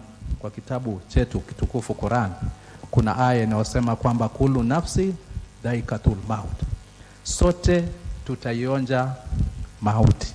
Kwa hivyo hili si swala la mjadala, na sote tunajua hasa kwa sisi Waislamu kwamba mtu anapokufa mambo manne ni lazima yafanyike, ikiwa kumwosha, kumvika sanda, kumsalia na hatimaye kumzika. Hili tulifahamu vizuri. Kumzika sio kumchoma kama vile wengine wanaozungumza. Kwa sisi ambao tuna imani thabiti ya dini, na hii na imani ni sote Waislamu na Wakristo, tunajua ukifa ima utaenda peponi ama utaenda motoni. Sasa hata ikiwa mmoja ana imani kwamba yeye ni mtu wa motoni, sioni haja ya kwamba aanze kuchomwa akiwa hapa. Hili pia ni jambo jingine ambalo linashangaza. Pengine mwenyewe unajua moja kwa moja utaenda motoni, lakini unatuambia tuanze kukuchomea hapa, hata kabla uende ukamwone kabla siku ya hukumu. Hili ni jambo la kushangaza na halipo katika imani ya dini zote ambazo huwa zinatumika. Pengine wenzetu wa Hindi ama wale wanaotaka kuchomwa labda tayari wao hawaamini kwamba kuna njia nyingine isipokuwa tu kubaki motoni. Lakini kwa Mkristo na Muislamu hili ni jambo ambalo haliingia akilini. Kwa hivyo kuzika ni lazima. Langata na imani wakati ilipoanzishwa haikuanzishwa kwa watu wa Langata. Ilianzishwa wakati huo ikiwa Nairobi, na imani ilikuwa na watu wachache. Mwaka wa 58 Nairobi ilikuwa na watu wachache. Na imani ilipowekwa pale iliwekwa ikiwa pia ilikuwa mbali na mji. Haikuwa katikati ya mji kama vile ilivyo. Iliwekwa pale sio kwamba ilikuwa ni constituency ya Langata mwaka 58. Iliwekwa kama sehemu ikiwa mbali na mji na wa Nairobi wote.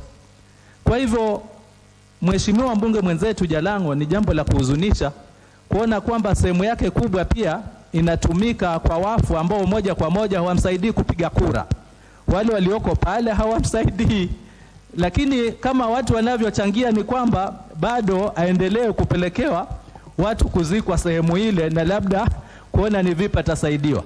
Mimi maoni yangu ni kwamba Nairobi hii kila eneo bunge, kwa sababu Kenya hakuna mahali ambapo si eneo bunge. Kila eneo bunge wakati county government ikianza kufikiria swala hili iweze kutengewa mahali kwake kwa kuzika watu, kwa sababu watu watazikwa. Na hali ya Nairobi ilivyo na tatizo la magari, ya msongamato ya magari, mimi nadhania mtu ambaye atakuwa ametoka sehemu za Kasarani na mahali pa kuzika peke yake ni Langata. Kitambo magari yatoke Kasarani kuja Langata na msongamano wa magari, hilo ni huzuni hata kabla ya kufikiria kwamba umefiliwa na mtu wako. Kwa hivyo suluhisho, kila pembe ya Nairobi iweze kupata maeneo ya kuzika. Na hili pia isitoe nafasi kwa serikali ya ugatuzi ya Nairobi kama ilivyotokea wakati ule, kwamba sasa wao wamepata nafasi ya kupata mchongo pale ndani. Kwa sababu tunajua ikiwa ni kuzika wafu unahitaji ardhi ambayo inafaa. Sielewi kwa nini wakati ule waliweza kununua shamba la mawe, ni kama ambapo ilikuwa watu wa Nairobi wanataka ujenzi wawe na mawe mengi, na ili hali ilikuwa ni sehemu ya kuzika watu. Kwa hivyo hili pia isiwe itakuwa imetoa nafasi ya kununua sehemu ambazo moja kwa moja tunajua kwamba hazitafaa, na ili hali tunajua kwamba Langata ni mahali ambapo saa hizi kuweze kufungwa, kuweze kuhifadhiwa, na ile sehemu kama ipo uwezekano kitaalam uweze kufanywa marekebisho, watu waweze kuishi, watu wa Langata waweze kuongezeka, watu wa Langata waweze kuishi kwa hadhi ambayo itafaa. Mheshimiwa Spika, ninaunga mkono hoja hii. Asante kwa kunipa nafasi. Thank you. Member for Kirinyaga Central. Thank you, Mr. Speaker, for giving me this opportunity. I want to be on record supporting my brother, Mheshimiwa Jalango, for this timely motion. Mr. Speaker, where we come from, we normally say that death is an appointment that you cannot avoid. And Mr. Speaker, since I was born, I've never heard of anybody trying to plan and prepare for their death apart from the late Honorable Martin Shikuku, where he had even prepared his graveyard. Mr. Speaker, before I joined politics, was 2008, I remember there is a case that the former PS by the name Sam Kirui and others like John Gaku were jailed for 3 years for a certain cemetery of a misappropriation of 283 million, something like that. Mr. Speaker, I think it is the duty of this House to make a follow-up, because now that you are jailed for 3 years, and I remember John Gaku, the man, the town clerk who had planted a lot of trees around Nairobi, died in prison.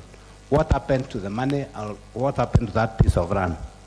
Mr. Speaker, I would like to fault the Urban Planning Department of City of Nairobi, because, Mr. Speaker, if we are only approving housing, we are extending our roads, it means our population is still growing, Mr. Speaker. My question is, why aren't we planning for the dead? Because we need to give them dignities, Mr. Speaker.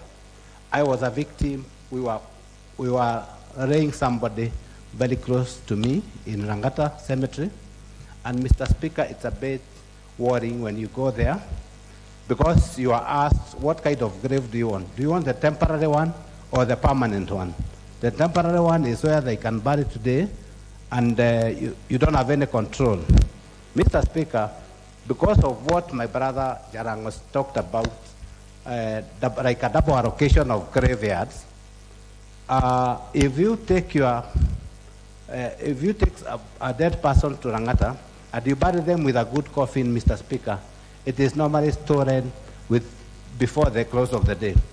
Mr. Speaker, I want to say that this is something that we need to follow up, so that, because Nairobi belongs to all of us, even if we come from rural constituencies, because we don't plan when we'll die, and anything can happen, and we ride in the same Langata, Mr. Speaker. I also want to echo the sentiments of our colleagues, Mr. Speaker, who have indicated that every constituency should have at least a cemetery where they can bury the dead. From where I come, Mr. Speaker, we have about 25 colonial villages. All these colonial villages do not have anywhere for cemetery, Mr. Speaker. So if we were to segment per each constituency to have a common cemetery, Mr. Speaker, I think we'll be sorting out this problem, and I will urge my brother Honorable Jarango, that because of bringing this time motion, he should sit with the governor of Nairobi. They see how they can have a chat and talk about it. And because of bringing this motion, Mr. Jarango, as much as I'm not the appointing authority, I would say that your sins have been forgiven and do not be called for those things in ODM. I support it.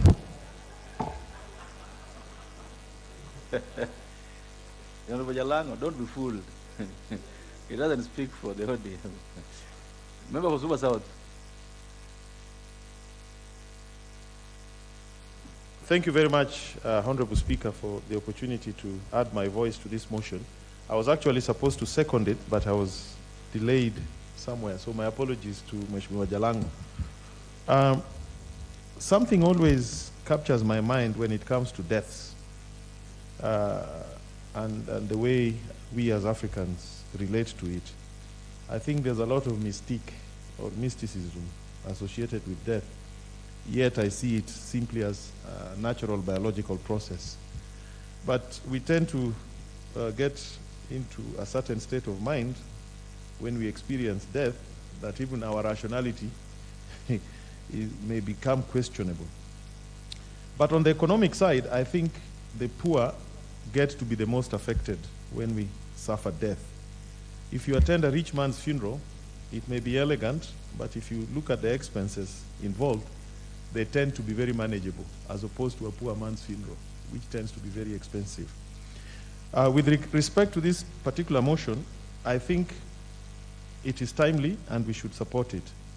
Though I also understand that the issue of managing cemeteries is a devolved function. But I think for Nairobi, being the capital city and being the pace setter, this House should take a keen interest, and the national government as well, and see how to support Nairobi County government in getting additional land for a proper cemetery. Cemeteries, if you go to a lot of cities, just are not burial sites. Some of them are tourist attractions, actually. Yeah.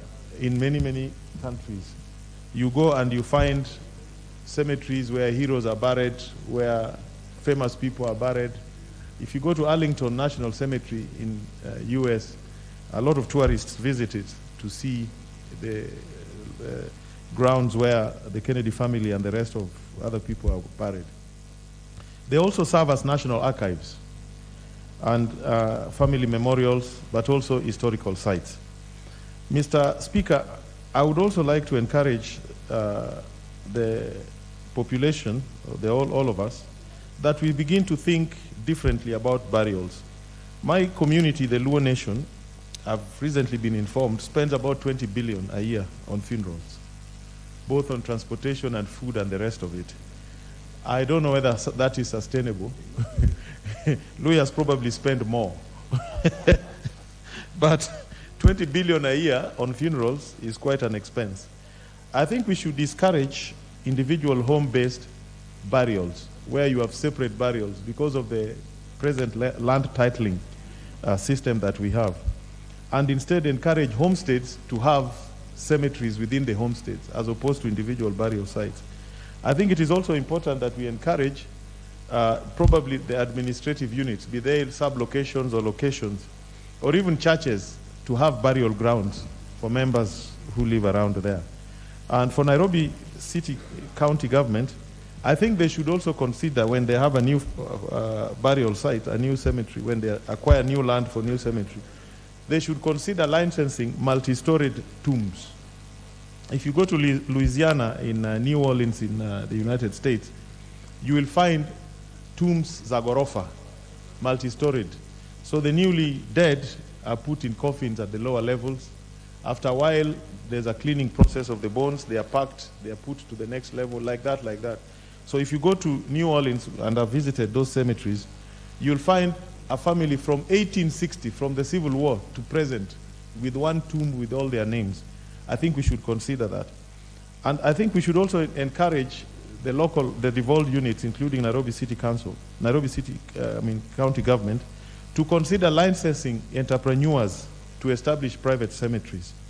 And finally, let me encourage the general population to consider alternative methods of disposing of the dead bodies. Cremation, donating our bodies to science, and those other methods that will make this thing affordable to everybody. Thank you, Honorable Speaker. I support the motion.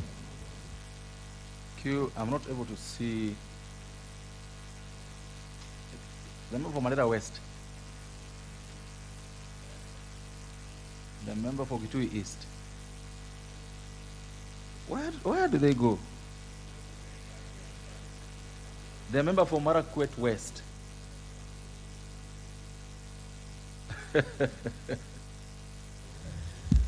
Thank you, Honorable Speaker, for giving me an opportunity to address this matter. Honorable Speaker, I wish to thank the Honorable Member from Langata, Mheshimiwa Felix Oduor, for this very, very, very important motion that he has brought before the floor of this House. Honorable Speaker, it is unfortunate, and look at the substance of the motion. It has been said that Langata Cemetery was declared fully utilized 2 decades ago. Honorable Speaker, meaning that 20 years ago, this cemetery was declared fully utilized, and the same is being used currently to bury dead people. Honorable Speaker, in this country, we have failed to plan. And Honorable Speaker, a country that fails to plan plans to fail. Honorable Speaker, this plan was set up during the colonial period, and it was, Langata Cemetery was set up in proportionate to the population of Nairobi at that particular time. But the population of Nairobi has since increased significantly. Honorable Speaker, so therefore, there is need, absolutely, to set aside a section of this city so that we can be able to respect the wishes of the dead people. Honorable Speaker, that begs the question. Under Article 26 of the Constitution, there is a right to life. But the question is, do those rights extend to dead people? Honorable Speaker, reading Article 20, Honorable Speaker, it provides that every citizen is entitled to a Kenyan passport and documents of registration or identification issued by the state or to the citizen. Honorable Speaker, upon death, every dead person in Kenya, Honorable Speaker, is issued with a death certificate, meaning that the state recognizes that there once lived a certain person. And even the dead person, Honorable Speaker, in this country is entitled to human dignity and respect, so that that person is interred with a lot of respect. So, Honorable Speaker, I support this motion to the extent that even a dead person is entitled to human dignity and protection as provided for in the Constitution. Honorable Speaker, this matter also deals with the issue of health.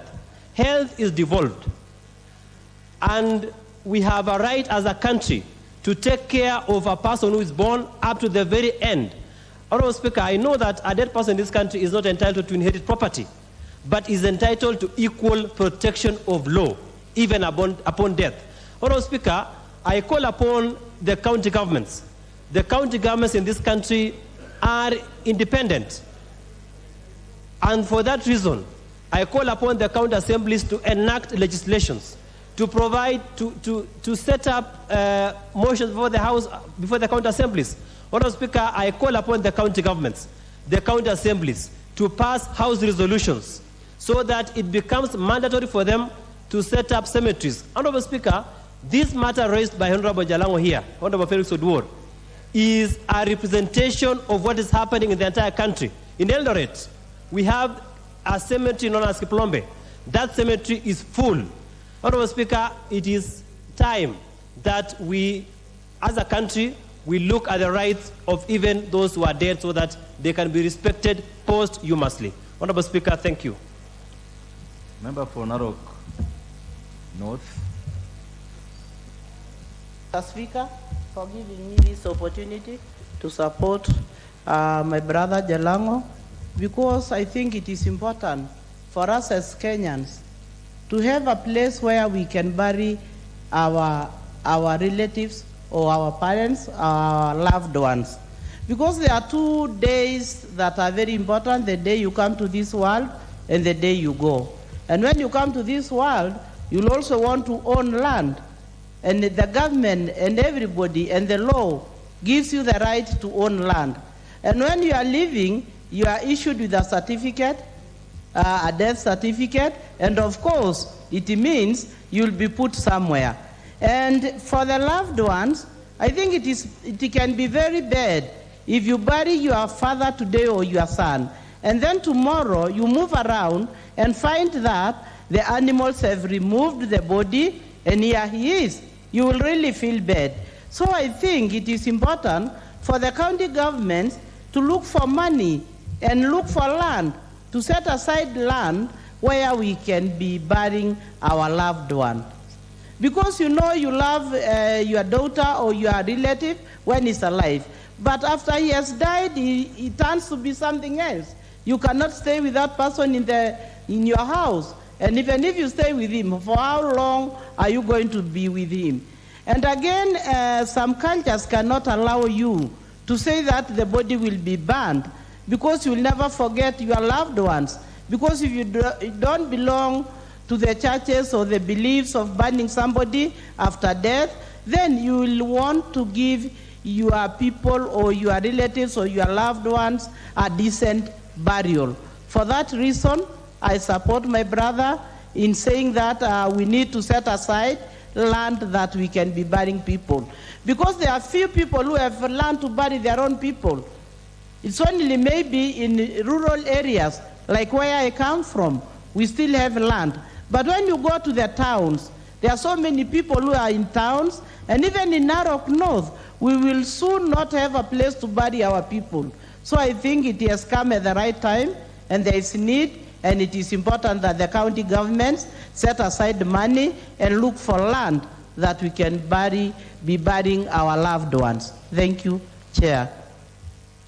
Thank you. Honorable members, the time allotted for this motion is spent.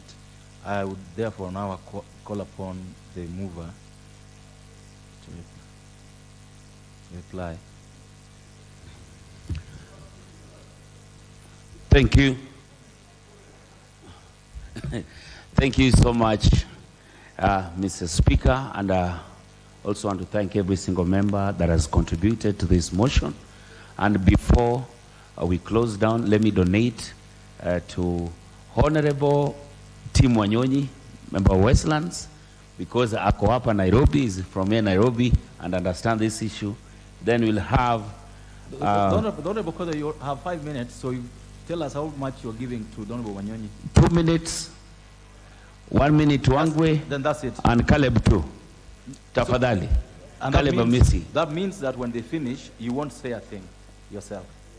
Because I'll have 1 minute left. You won't have any. Go ahead, Honorable Wanyonyi.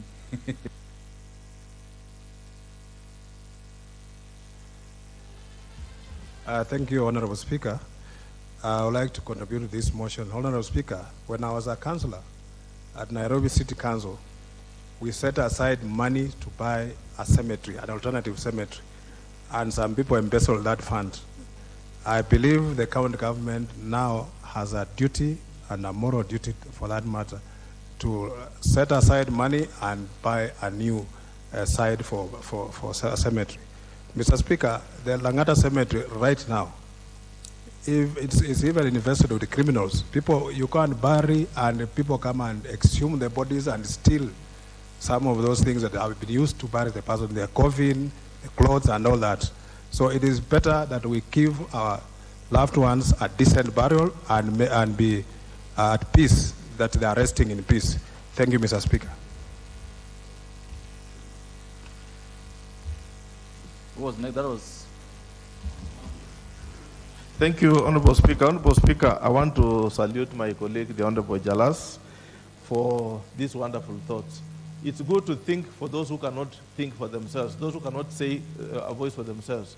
Honorable Dor, that was great that you thought wise on behalf of those people who could not speak as lying as dead.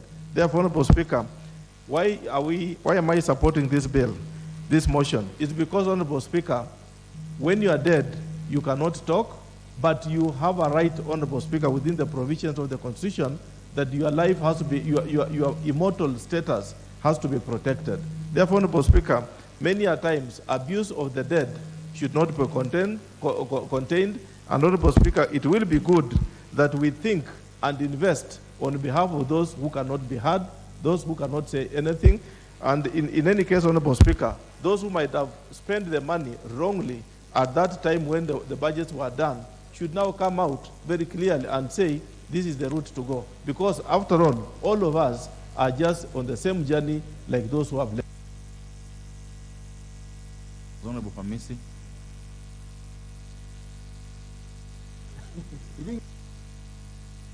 Yeah, thank you, Speaker. Speaker, I want to thank Honorable Jalas for giving him an opportunity as well as for his very timely motion. Jalango, Order, you know, order, is my... Order, what? Yes. Who is Honorable Jalas? Honorable Speaker, I want to thank Honorable Felix Odiwor, MP for Langata. He is my very good friend, not just my good friend, he's actually my area member of parliament, as well as my former voter in Saboti before he shifted.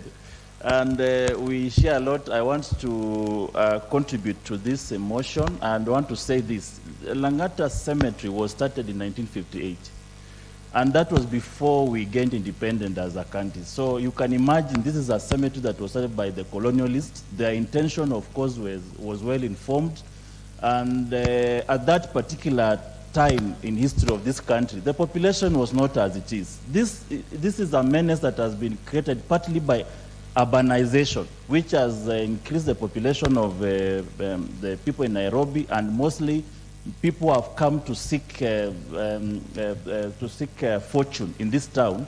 They end up becoming, total residents, and eventually, when their demise, they are buried there. So it is paramount that at this juncture we try and restructure that cemetery in terms of increasing the acreage, because 20 years the place was declared full. And a number of suggestions in terms of more allocation. Honorable Miss, your time is up. You only had 1 minute, actually. Honorable Jalango, 30 seconds. Thank you, Mr. Speaker, once again, and to every single member who has contributed to this timely motion. We hope that we could have the Governor Nairobi be brought into this House, because even in their budget this year, this financial year, they did not allocate any money for the maintenance or procurement of any other space as a burial alternative. I want to just say thank you to every single member, and may God bless all of you. Asante. Say, Honorable Member, when you're playing, say you beg to reply. I beg to reply. Thank you. Members will not put the question on that particular motion for obvious reasons. So I'll call for the next order.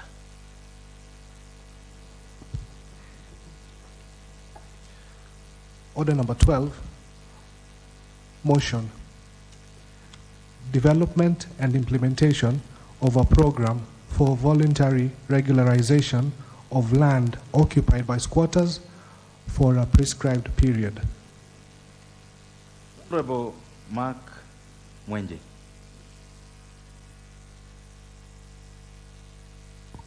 Thank you, Honorable Speaker.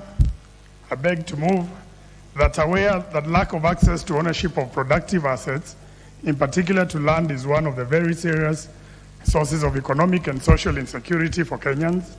Further aware that many communities, particularly in rural areas and informal settlements in urban areas, depend on land for their production and livelihood, and therefore landlessness affects their ability to secure basic needs such as food, clothing, and shelter. Concerned that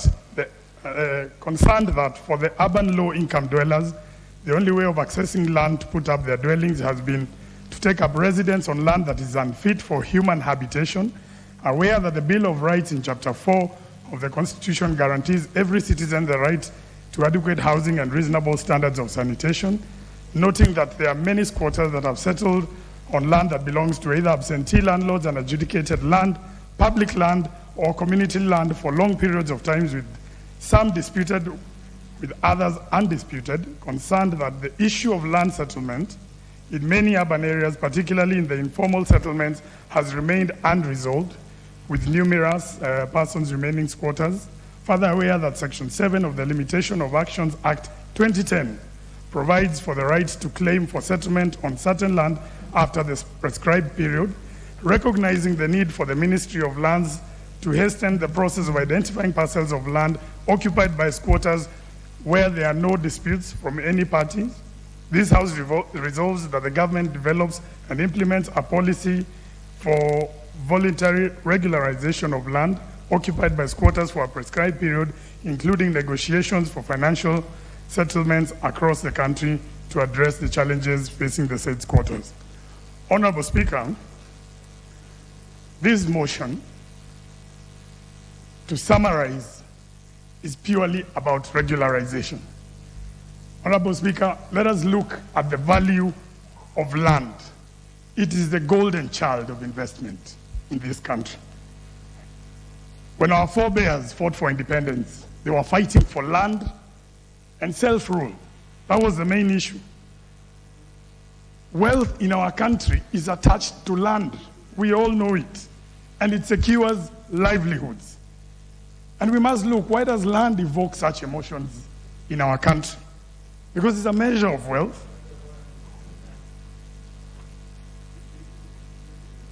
I'm presenting the motion, Honorable Speaker. I wonder why, don't know. Honorable Ndikiri, what's out of order? The motion is supposed to lead us as it is, and thereafter, then we can tender. What is out of order? Because he's debating. That's what he did. The motion is his. He has done the right thing. He has presented the motion and is now moving the motion. That's how it's done. Resume your I seat. stand collected. Resume your seat, Honorable Ndikiri. Go ahead, Honorable Mwenje. Don't allow Honorable Kirima to keep misleading you. Thank you, Honorable Speaker. I think the Honorable Ndikiri is just taking a jibe at me. And I'm just presenting the motion into context to allow for debate. It can't be allowed to bully you at all. Honorable Speaker, land it secures. It's all about food security. It causes conflicts between communities. It gives communities identity. And for us as Africans, land is all about personhood and giving us our full humanity as an African. Honorable Speaker, allow me to just note some points from the National Land Policy of 2009, a document that has been brought before this House, that it provides that the National Land Policy is supposed to guide the country towards efficient, sustainable, and equitable use of land for prosperity and posterity. The overall objective of the land policy is to secure rights over land and provide sustainable growth, investment, reduction of property, Those are the issues that have been highlighted in this policy, Honorable Speaker. And all citizens must have the opportunity to occupy land, to do economically viable projects on this land, and we need efficient and effective operation of land markets and transparent land dispute resolution mechanisms, Honorable Speaker. Honorable Speaker, the issue of informal settlements, the national policy states, and I quote, the essence of informal or spontaneous or squatter settlements is the absence of security and tenure of planning, Honorable Speaker. This same land policy, in order to address the challenges of informal settlement, has said we take an inventory of the genuine squatters, determine the land occupied by these squatters, establish appropriate mechanisms for removal of squatters and their subsequent resettlement, planning for land and finding that is found to be suitable for human settlement, ensure that informal settlement is developed in an orderly manner. Honorable Speaker, I want to emphasize on the three next points under this national land policy. Facilitate negotiation between private owners and squatters in cases of squatter settlements found on private land. Another point under the national land policy is facilitate the regularization of existing squatter settlements found on public and community land for purposes of upgrading development. And another key one, establish a legal framework and procedures for transferring unutilized land belonging to absentee landowners to squatters and people living in informal settlements. Honorable Speaker, this motion, I brought it because 40% of land is unadjudicated. The government hasn't come up with a regularization plan. And sometime, Honorable Speaker, I hope to bring a bill that will substantively deal with this issue, Honorable Speaker. There are over 1 million who are residing on land that either belongs to absentee landlords or unadjudicated land, public land, or community land. It is also worth noting that there are settlements where the occupants and the owners of the title have ongoing disputes, and there is room for negotiation to discuss some of these matters, Honorable Speaker. There are court orders that cannot be implemented. You cannot evict some of these people. They've developed, they've stayed there for years. The demolitions that have been done have been inhumane. Honorable Speaker, we talk about inadequate housing, and yet we want to demolish, and our failure to regularize it will lead to that inadequate housing, especially for us in Nairobi. It has given conmen the advantage of the chance to con people who are trying to get the title deeds of some of this land, and the use of that land has been ineffective. Honorable Speaker, this motion shall have some benefits, Honorable Speaker. The government shall be able to issue more titles, create wealth. We shall have tripartite regularization, where you have the owner, the occupant, and the government to check that that has been done properly. County shall collect more rates, Honorable Speaker. The government shall be able to collect more taxes. We shall sort the issue of housing. We shall prevent uncontrolled development, Honorable Speaker. Sewage and water, Honorable Speaker, which is a problem for us in Nairobi. We shall be able to sort that out under this motion once passed. We shall stop demolitions. And Honorable Speaker, the President himself guaranteed that he does not want to see demolitions. Let us not forget how it was in 2016, 2017 to 2018, when we saw all manners of demolitions going on, especially in the Eastlands area. This must come to an end, Honorable Speaker.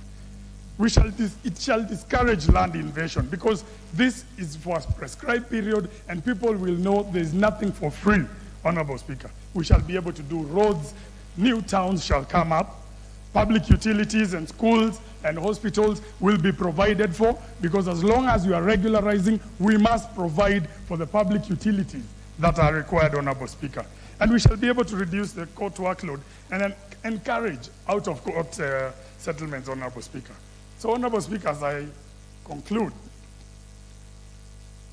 demolitions, which is one of the issues that plagues our country here in Nairobi, have led to loss of life and property. We have a chance to stop that with this motion, Honorable Speaker. The court cases are there. They've been there for 20, 30, 40 years, and they will never recover that land, Honorable Speaker. One court order that I saw, the police requested, in order to do the demolitions, they need 3,000 police officers to be able to evict close to 20,000 people. It is impossible. It will never happen. But we have a chance here through regularization to sort that issue, Honorable Speaker. We must be brave to face this problem. Let us not postpone this problem. Every government that has come before has postponed this problem. Honorable Speaker, I have a ward in Molem where 60% is land that is unadjudicated. Yet it is one of the most populous wards in this city, in Nairobi. I have a ward called Karubangi South.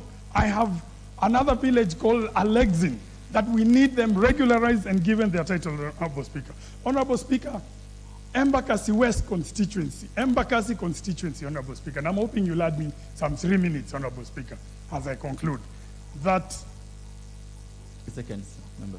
Honorable Speaker, I just need to emphasize this point, that the late Embakasi gave birth to 6 constituencies, courtesy of the late Moshiri, Maori Moshiri, the late Mwenje, and Waititu. We need to solve these issues, Honorable Speaker. We sort the land problems once and for all. The President promised to support.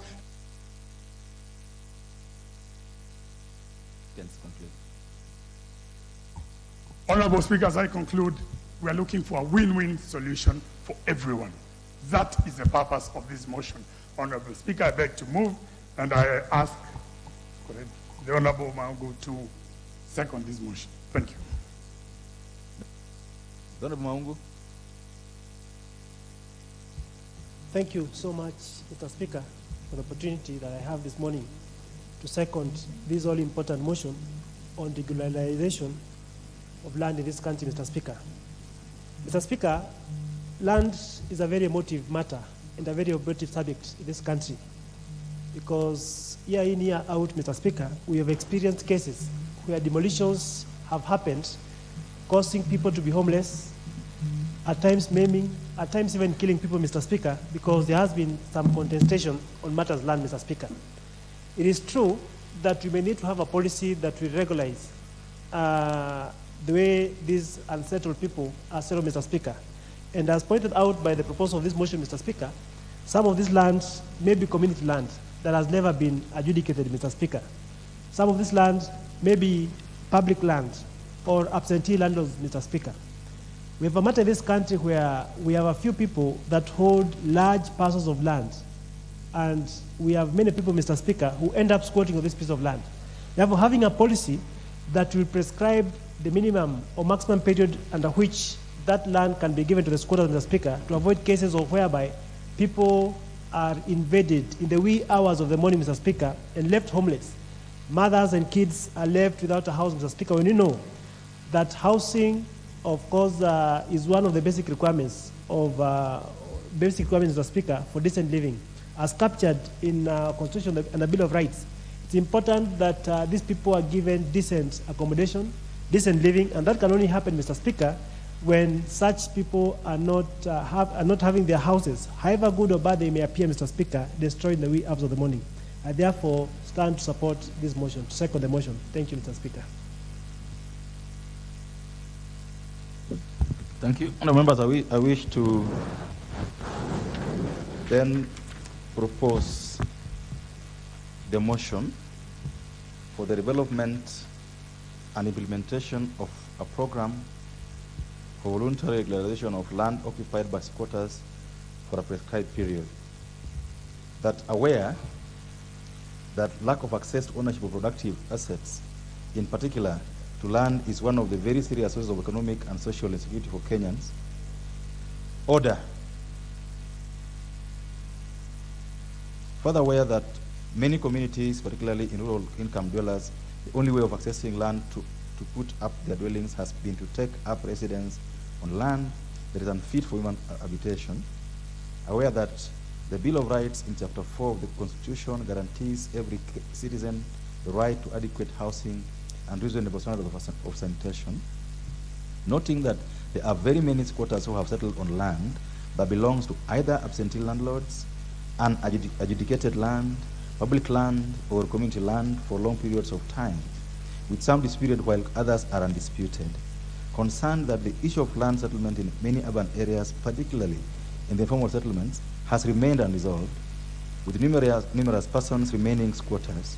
Further aware that Section 7 of the Limitation of Actions Act 2010 provide for the right to claim for settlement on certain land after the prescribed period, recognizing the need for the Ministry of Land to hasten the process of identifying parcels of land occupied by squatters where there are no disputes for any party or parties, this House resolves that the government develops and implements a policy for voluntary regularization of land occupied by squatters for a prescribed period of time, including negotiations for financial settlements across the country to address the challenges facing the said squatters. The first person to have at this cherry would be the Honorable Member for Central Limenti.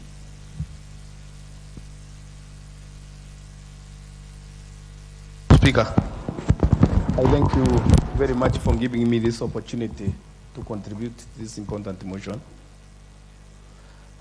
First and foremost, on the onset, I support the motion by my colleague, Honorable Mwenje, as it relates to the people who are squattering in various parts of the land. Only to say that there's no land which comes from even like Imana. Every land at its origin of where it comes from or who owns it and who has been an occupier, especially in rural areas where we know that land has been owned by clans and communities. Honorable Speaker, there is nobody in Kenya who can be saying that he just came from nowhere. Every person has its own origin. But Kenyans have a way of how they just like to expand and occupy even what does not belong to them. So there must be check and balances. There must be a policy of how to regulate, of how to take care of those who are genuine squatters and who are not genuine squatters. There must be a way of checking and counter-checking who have been born, because there is a law which I've been talking about. When can one acquire land which does not belong to that individual? In common law, we have what we call adverse possession. That one is very well provided in law, whereby if one occupies a piece of land for 12 years and that occupation of 12 years is not disputed, or it's with the permission of the owner and the owner is not bothered, then that a person who is occupying or squatting in that land can go to the court and have his occupation validated by the court, and he will be given title for that piece of land. Then there is another issue whereby one occupies a piece of land, but the owner of the land has started claiming that you are in my land longly, you are occupying my land longly. This one, I refer to a piece of land which mainly is owned by a certain community, and another community just come in and set in. And the two communities started disputing or squabbling about them. At the end of the day, you have even bloodshed. I have one church piece of land like that one in a place called Kiamulimbi in Meru, whereby we have an issue of Meru and Daraka, whereby the piece of land is owned by people of Central Menti. But in the new course, in the vendors, squatters, it came from very far, up to from Kitui and others from Daraka. They occupy the same. And there has been poor tag fights now and then, whereby people have been killing one another. Like that one, it cannot be said that it's an adverse possession. Because you see, there are those who are disputing and there are those who are sitting on the same land by force.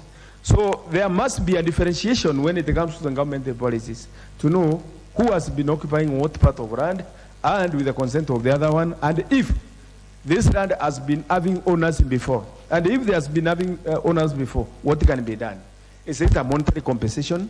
If not so, is it a policy whereby these two communities can be talked about and live in peace in such a manner? Or whereby if squatters just get in and occupy somebody's plot.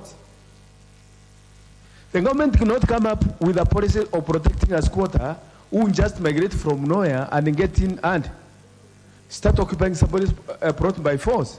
Because you see, Kenyans like not free things, but Kenyans like to do things which, where they are not forced by law in one way or the other to react to the same.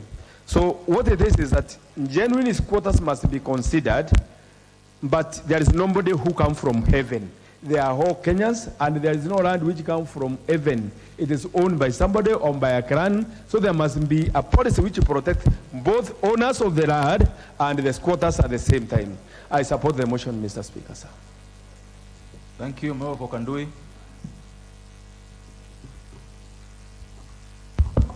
Thank you, Honorable Speaker, for giving me this opportunity to also contribute to this motion. At the outset, let me thank the Honorable Member for Embakasi, Honorable Mwenje, for bringing this motion at this particular time.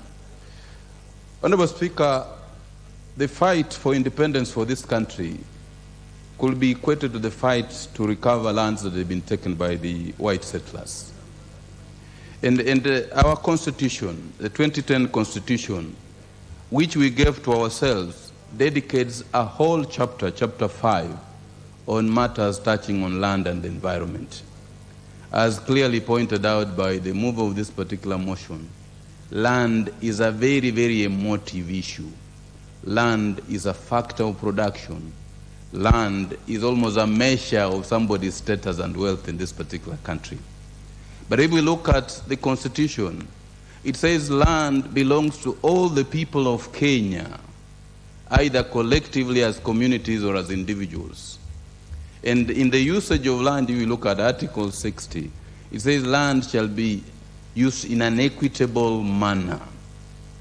Honorable Speaker, the issue of squatters in our country is a time bomb which we need to tackle as a matter of urgency.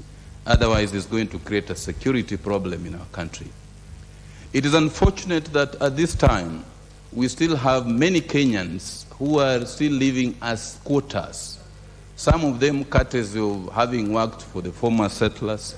Some of them because of a trade where they got employed and they began working for some people, but they have no titles. You will come across many people in this country who have stayed on parcel of land for close to around 80 years, but they have no titles to that particular land. They are literally squatters. If we move to around the country, the Constitution creates the environment and land codes. You move to those codes and find those codes are clogged up with many cases where people are claiming titles to land. You find out there are too many cases. You'll find out people have ended up being killed because of these disputes over titles to land. Our land registers have not been very, very fast in generating up titles to enable people to get titles. So it is important at this time, as posted by the mover of this particular motion, that we develop a comprehensive policy. I know, Honorable Speaker, if you move to the courts, there is the concept of adverse possession, where somebody, if he has stayed on a parcel of land for a period of more than 12 years, peacefully, without any interruption from any other person, is entitled to claim that particular land. But you see, the process which we have now is that that person has still to go to court, even after having stayed on that parcel of land for 12 years, without any interruption from anybody. He is forced to incur that expense of going back to the court so that the court can be able to declare that right. Honorable Speaker, it is my view that it is high time that once the prescriptive rights have accrued, the concept of adverse possession has accrued, that person ought to technically get that particular without the necessity of having to move to court for the court to specifically declare that. Honorable Speaker, I support this motion that we need to revisit our land laws to have a comprehensive regime so that we can actually be able to settle Kenyans who are staying on parcels of land as squatters in their own country. I support this motion by the Honorable Mark Mwenje and hope it will see the light of day. Thank you, Mr. Speaker. Thank you. Honorable members, join me to welcome pupils from Suswa Lerai School, Narok East in Narok County, and students from Mamtaz Academy, Matuga in Kwale County. They're welcome to follow our proceedings this morning and afternoon. This chance got the member for Lugari. Member, let me just say this. If you approach the chair and you are next online, I will not give you a chance. Just keep your seat. I follow the list so that we're able to get everyone else speaking based on the time they logged in. Thank you. Thank you, Mr. Speaker. I want to add my voice to this motion by Honorable Mwenje. And first, I want to thank Honorable Mwenje that indeed in this country we have a group of Kenyans whom we have dehumanized by calling them squatters in their own country. Over 54 years after independence, Speaker, we have land that is not being put to economic use simply because we have a group of Kenyans who are holding land hostage. And yet, as we are today, we are having a problem of food security. We are having a problem of people in urban centers not being able to make a living because they don't know whether that land belongs to them or not. I'll give you an example, Mr. Speaker. In Eldoret, in Langas area, land measuring over 1,000 acres being occupied by people. They have not been able to use it economically simply because they have not been regularized. Simply because they do not have titles of that land. And therefore, even if they want to develop that land, even if they want to approach a bank, to approach a financial institution, they cannot. And therefore, they have been rendered economically useless as citizens of this country.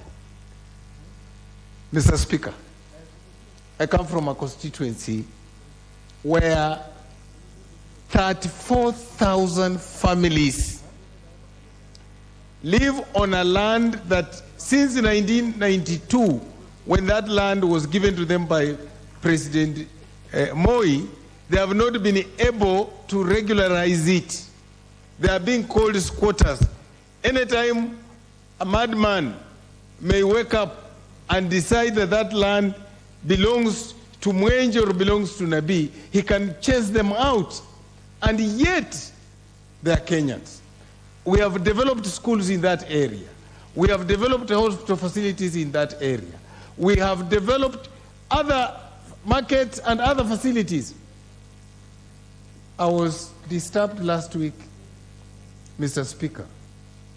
We got a donor who wanted to develop a very big market, but he could not do it because the land has no title. He could not do it because the county government could not allocate land that does not have papers. I therefore, Mr. Speaker, request this House that we cannot just stop at this motion. We must come up with a time frame within which all these kind of people who are settling on land that has not been regularized, it must be regularized. We must also go further, Mr. Speaker, and define regulations and rules to this House that will be adopted, that will lead the Minister of Land to regularize this land. I therefore support the motion. Thank you, Mr. Speaker. Thank you. Member for Likoni.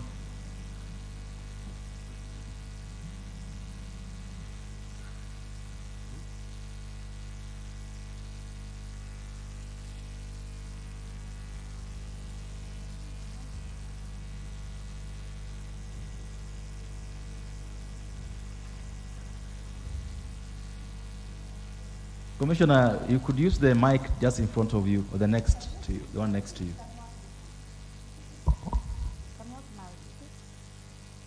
I don't remember, use the one next to you. Okay. Asante sana Mheshimiwa Spika. Mheshimiwa Spika, hata mimi nimpongeze Mheshimiwa Mwenje kwa sababu ya hoja hii ambayo ni hoja muhimu sana.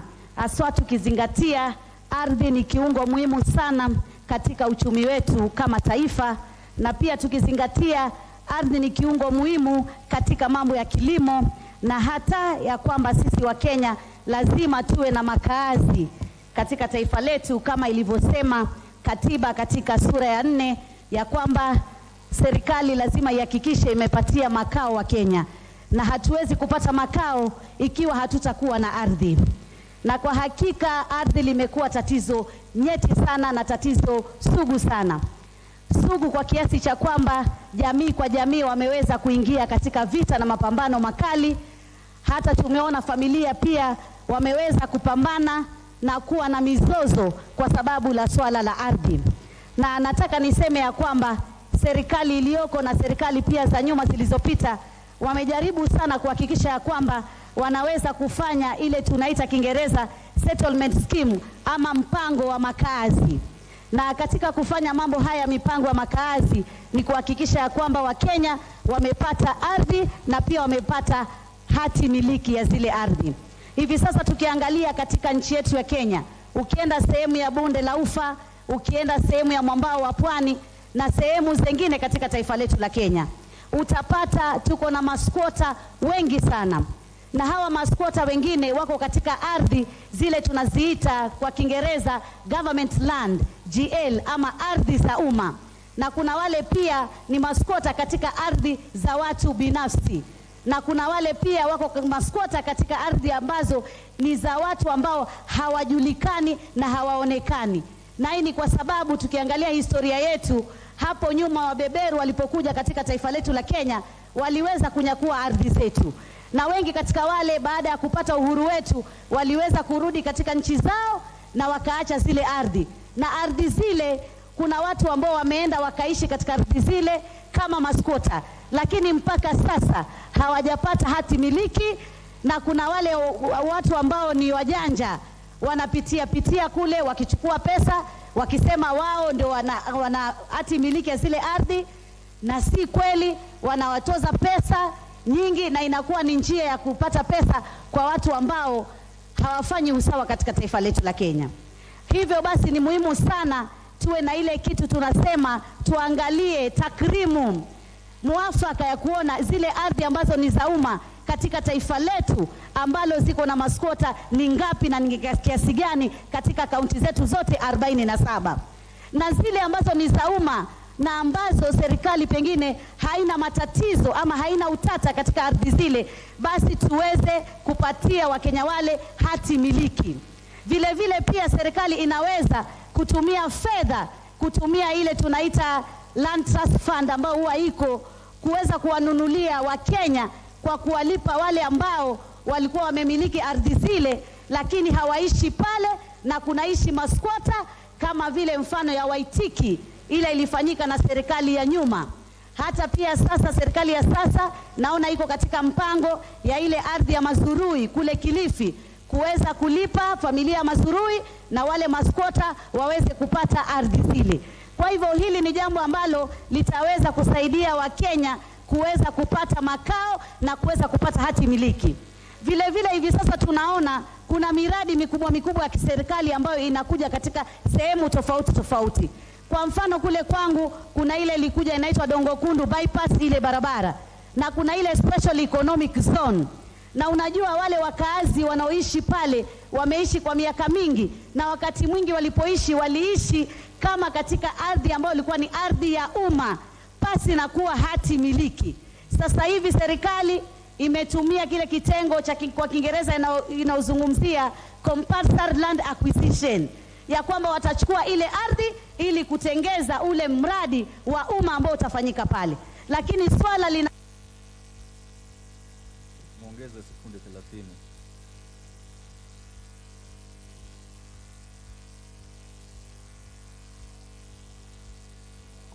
Asante sana Mheshimiwa Spika.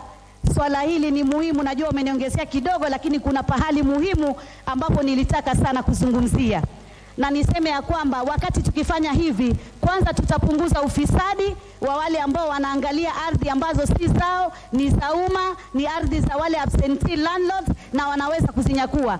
Pili, tutapunguza pia mambo ya ile tunaita Kiingereza professional squatters, yani Wakenya kuwa maskota kwa muda mrefu. Tutawafanya Wakenya waweze kuwa na ardhi, hivyo basi kilimo kitaendelea, hivyo basi uchumi utaendelea, hivyo basi pia makazi tutaweza kuyapata. Kwa hivyo Mheshimiwa Spika, mimi nataka niseme tuzingatie sana kile kipengele cha kwamba mtu anapokaa zaidi ya miaka 12 katika ardhi, mbali na mtu kujitokeza kusema ya kwamba ardhi ni yake ama kuleta utata, ile tunasema occupant in good faith kwa Kiingereza, watu hawa waweze kupatiwa hati miliki na waweze kumiliki hizo ardhi, kwa sababu hiyo ndio njia tu ambayo itatuondoshea mizozo na siasa zile za mambo ya mashamba na zile sehemu nyingi, hata ile ambayo tunasema historical land injustice ama historia ya kizamani ya mambo ya mashamba, tutaweza kuimaliza tukiweza kufuata njia kama hizo. Kwa hivyo nakushukuru sana Mheshimiwa Mwenje, lakini isishilie katika mswada tu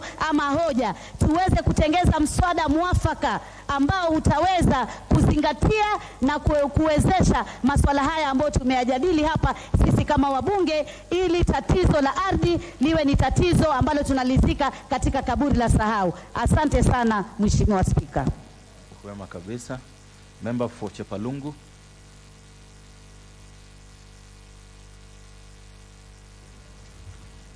Thank you so much, Mr. Speaker, for this opportunity, and equally, I would like to congratulate the honorable member who has come up with this motion.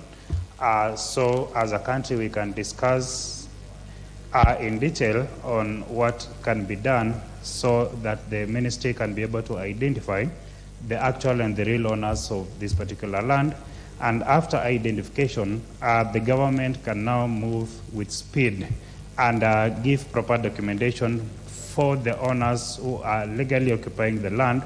And for those who are illegally occupying the land, Mr. Speaker, action can then be taken against them. As I thank the honorable member who has come out with this particular motion, Mr. Speaker, if I can take back this house to a question I had given to the minister, to the CS for lands, while he was here answering the questions, I had given a particular attention to squatters living within my constituency. The squatters are found in urban centers, and equally for those of us members of parliament coming from rural constituencies, we are equally faced by the same challenges. I am particular to owners of land next to Shogiroi, a village, a small village called Legete. They gave out land to the government. They were promised that they were going to get title deeds for their land, but it's now 3 decades, Mr. Speaker, and nothing has been done. I had asked the minister that if he can take action about the same, so that people who are living there can be able to get proper documentation of their land that is going to help the people and the squatters.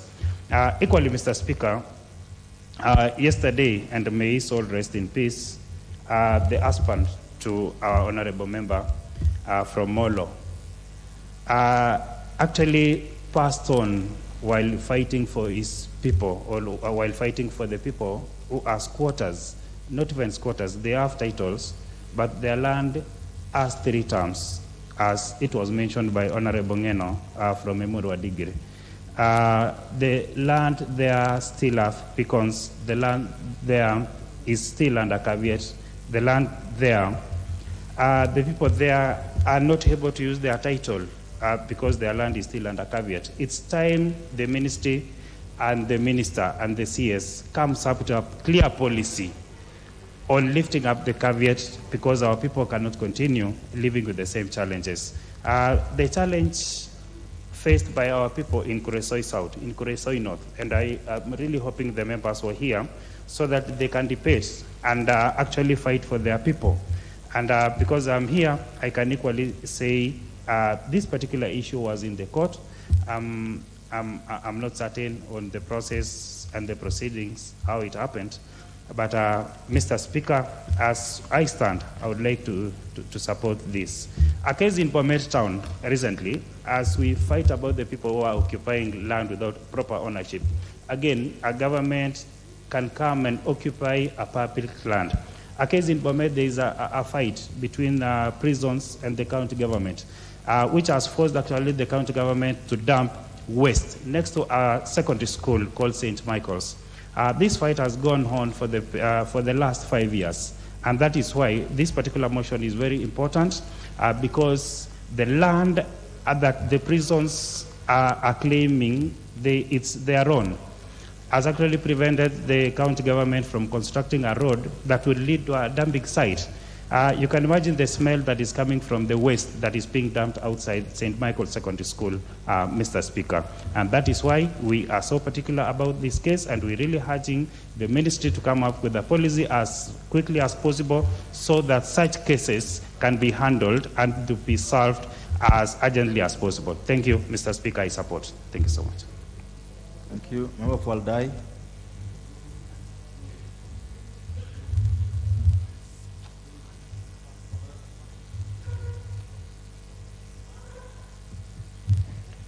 Thank you very much, Mr. Speaker. I stand in support of this motion. And allow me to thank Honorable Mwenje for bringing up this matter on land issues and squatters.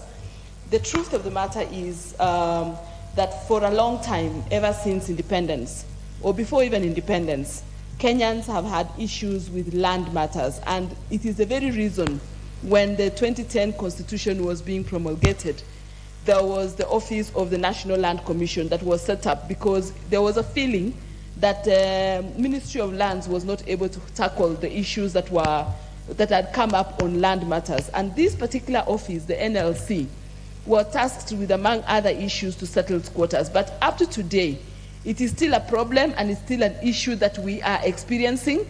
And as a motion in this House today, in the year 2023, when this office has been around for another 12 or 13 years, it begs the question as to when then will these issues ever be sorted out? Because these people who are called squatters, really, if this Kenya is not their home, where else can be their home? And I stand to speak here, Mr. Speaker, because my community where I come from, Aldai constituency, they may not be called squatters, but they don't have titles. So anytime they can also be evicted from the very land that they have called home for forever, for centuries. They have buried their relatives, they have invested, and they cannot even use that property to gain facilities in banks like any other Kenyan. And I therefore then urge that this particular matter, as much as Honorable Mwenje is talking about specific squatters, I think a commission should just be set up to look at all the squatters and all the land that has not been titled. There's a time the Kenya government had actually taken action and said that they were going to give people titles. But that exercise faded away. We have moved to a situation where we are talking about automating land ownerships and land parcels, whether community, public, or individually owned land. But even then, this has not sorted out the problem, and the problem continues to grow. And as we continue, we get new people going to squat into people's land, and they then, because of adverse possession, which the courts normally finally rule, then an individual perhaps is denied of land, or even that particular community, someone can come and decide to say that that is their land, and if they are able to get their way through the courts, they are awarded that land at the expense of the community that has lived in those pieces of land. So going forward, as much as we want to set up to sort out these squatters, specific squatters, I propose that the whole country, or we come up with a commission that specifically looks at every parcels of land in every part of this country. And if that can be segregated to the various regions, because every issue, land issues are local, and if the communities within the locality, chaired by perhaps the old men who have been there, who know the history of this land, together with the leadership in that particular area, can help resolve these pieces of land. In my constituency, for example, there are many portions of land that have not been titled, and all that they require is titling. And that process, if it is done, then that issue is sorted out. When you move to other areas like Nairobi or other town centers, we find now where squatters came and they have lived in those particular areas, and going to demolish people and demolish homesteads or demolish homes where people have called home. That is the only properties they have and the only assets they have, and it is demolished and it is thrown away. Then you return these people back to poverty. Yet we are supposed to be dealing with growing people, moving them from poverty to the next level of life. So I support and I thank Honorable Mwenje for bringing up this particular motion, and we look forward to a better solution on squatter management issues. Thank you, I support. Thank you. Members, I wish to recognize in the speakers gallery people from Kwakulu. Or is it Kwachulu, Honorable Ekomas? How do you read this? Kwachulu or Kwakulu? In the public gallery, Kwakulu Primary School, Yatta in Machakos County.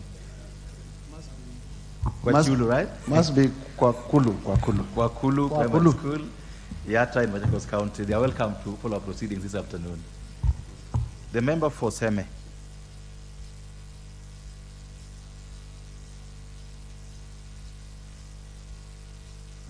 Thank you, Mr. Speaker, for giving me this opportunity. Mr. Speaker, I rise to support this motion because, Mr. Speaker, this is a very important motion. We humans are terrestrial. We live on land, and we can live nowhere else. And yet you find there are few people who own very large tracts of land. Many times this land is actually unutilized. And it is these large tracts of land that are unutilized, and the presence of people who have no land to live on that leads to the presence of squatters. They have to live somewhere. And Mr. Speaker, because these lands are not recognized as being owned by them, this is also the same reason that actually leads to development of slums, particularly in rural areas. Because we keep saying these pieces of land are not legal, the possession is not legal, therefore the residence there is not legal, and therefore no development can take place, disadvantaging these people in every way possible. You find that at times their houses are demolished, children find places they have lived and known as home for many years are now being demolished and they have nowhere to go. So this motion to regularize possession by staying is actually important. I support it. However, Mr. Speaker, there are a lot of practical issues that we really have to address. One is the current legal statutes relating to land and the slow judicial process that we have. Mr. Speaker, cases of land, like other civil cases, take so long that families literally grow up and generations grow up when these cases are still in court. That is an issue we really have to look at. So, Speaker, there is also the issue of the commitment of the government to resolve these issues, basically because of vested interests. So, Speaker, it has gone on to an extent that honorable member who spoke before me was saying that we need a commission to look at all these issues of land.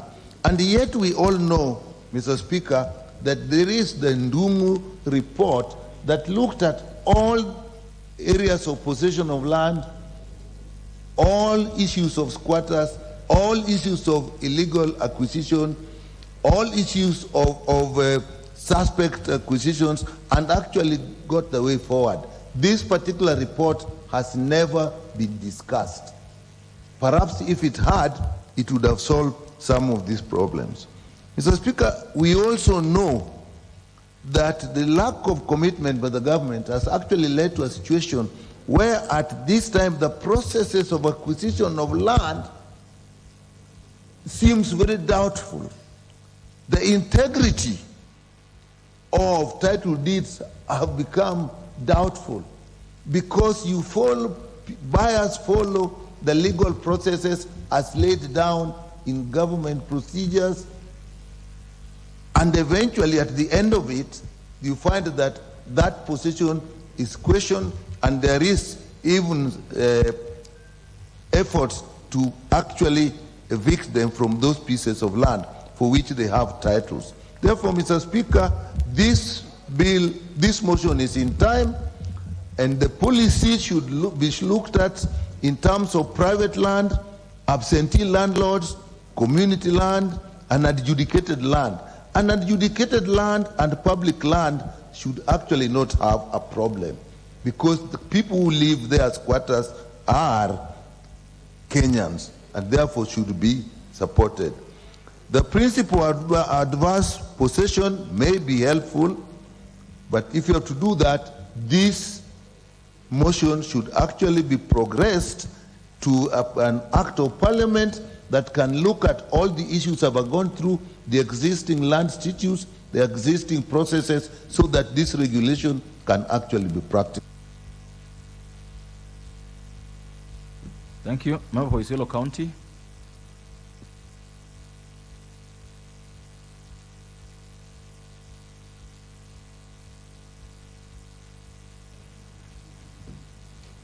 I'm aware she doesn't have a card, so. Thank you, Mr. Speaker. I rise to support this motion, and I really want to thank Honorable Mwenje for the effort bringing up this matter. Mr. Speaker, while we are here discussing the existing squatters and why we need to regularize the land that they are currently occupying, our inaction, or rather mismanagement, of land in this country continues to create more and more squatters. And if we are not able to address this matter conclusively, we will have a situation where across the country, every piece of land we will have squatters occupying. And this problem can only get bigger and more complex. Mr. Speaker, I'm saying this because of the area that I come from, that is Isiolo County. 80% of the land is considered community land. While we require registration to happen because the law is in place and it is clear how community land needs to be registered, we've continued to experience laxity and inaction from the institutions that are mandated to actually undertake this registration. Mr. Speaker, what we are seeing currently is the fragmentation of rangeland, a land that is supposed to support, free ranging when it comes to pastoralism, is now being fragmented for different use. Different competing use that undermines pastoralism, where we have conservancies coming up, taking up a big chunk of land, where we have big projects like LAPSET and the roads, the Horn of Africa Road, taking up big chunks of land, individuals carving off big chunk of land and trying to register as a private land, all these actually disorienting how pastoralists undertake pastoralism in this community land because of the fragmentation that keeps on, destroying the movement and the access to key natural resources that they've always been using. And Mr. Speaker, as these projects, for example, like the LAPSET and the roads, the Horn of Africa roads happens, we are disadvantaged when it comes to compensation because every time community members come up for compensation, they are being told this is undeveloped land. There's a reason why we leave our land undeveloped. It's for purposes of, practicing pastoralism. So in essence, they are telling us, since it is community land and it is undeveloped, then there is no reason for compensation. And for the few who have got, properties developed on this land, they are told because they don't have registration certificate, they can't be compensated. The only thing they can compensate is the properties on those land. So, Mr. Speaker, as we consider regularizing land across this country for purposes of, protecting the squatters, let's also, the institution mandated, take keen interest on ensuring that community lands are registered and secured, because unless the registration happens, there's no security that we can actually be talking about of community land. So I stand to support this motion, and thank you, Mr. Speaker, for giving me time. Well done. Honorable Member for Westlands. Honorable Wanyonyi. Thank you, Mr. Speaker. Also to contribute to this motion, I want to congratulate my colleague, Honorable Mwenje, for bringing this motion, Mr. Speaker. Mr. Speaker, the issue of land in this country has been mishandled for a long time. And the first government of this country is the one that mismanaged land from the onset. Because when the colonialists handed over the government, the independent government, Mr. Speaker, was supposed to regularize land and resettle people who had been thrown out of their land by the settlers. And Mr. Speaker, instead of doing that, they went into a crapping spree and went on crapping land left, right, and center. And we find many communities were displaced. People lost their homes, and now they have been permanently squatters all over in the country. In Nairobi, Mr. Speaker, where we have the largest squatters in informal settlements, some of these lands, Mr. Speaker, if you look at the Nubians in Kipra, these people have lived there forever. And Mr. Speaker, over every government has promised to give them title deeds, ownership of that land, but still it has never happened. So it is time that we must now be serious to see how we can resettle Kenyans who are living on land that does not belong to them. And some of that land, Mr. Speaker, you find that there are people who just speculate with it. There are no owners, there are no non-owners, but there are people who collect rent from it. So it is the government now, the National Land Commission, must now take stock of this and regularize how Kenyans are going to settle. There are over so many other people who have been displaced from their homes, Mr. Speaker, because of political alignments and on like that. We have had, Mr. Speaker, like for example, 1997 and 1992, after election, some people were thrown out of their land because they voted in a particular way. And that also has left them squatters up to now. And it's now that the government must now look into issues of settling Kenyans. I just want to refer to the case in Zimbabwe when Robert Mugabe, the president of Zimbabwe, decided to regularize land in Zimbabwe and give back land to the Zimbabweans, the original natives. Mr. Speaker, he was condemned by everybody around the world, and he was misunderstood. But he was solving a problem that will have been overblown with time. And this, Mr. Speaker, the squatters in this country is a time bomb. If we don't manage it properly right now, it is going to happen some other way, and it will not be very good.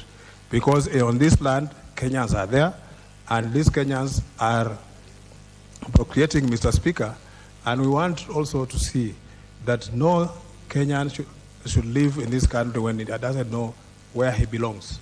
Sometimes those children are born in that place, but they have no home. Some of those people have no known home where they can go. It is only that place because they were born there and they live there, and everything else is around there, Mr. Speaker. So it's upon the government and us to legislate and make sure that no Kenyan lives as a squatter in this country, in an independent Kenya. So, Mr. Speaker.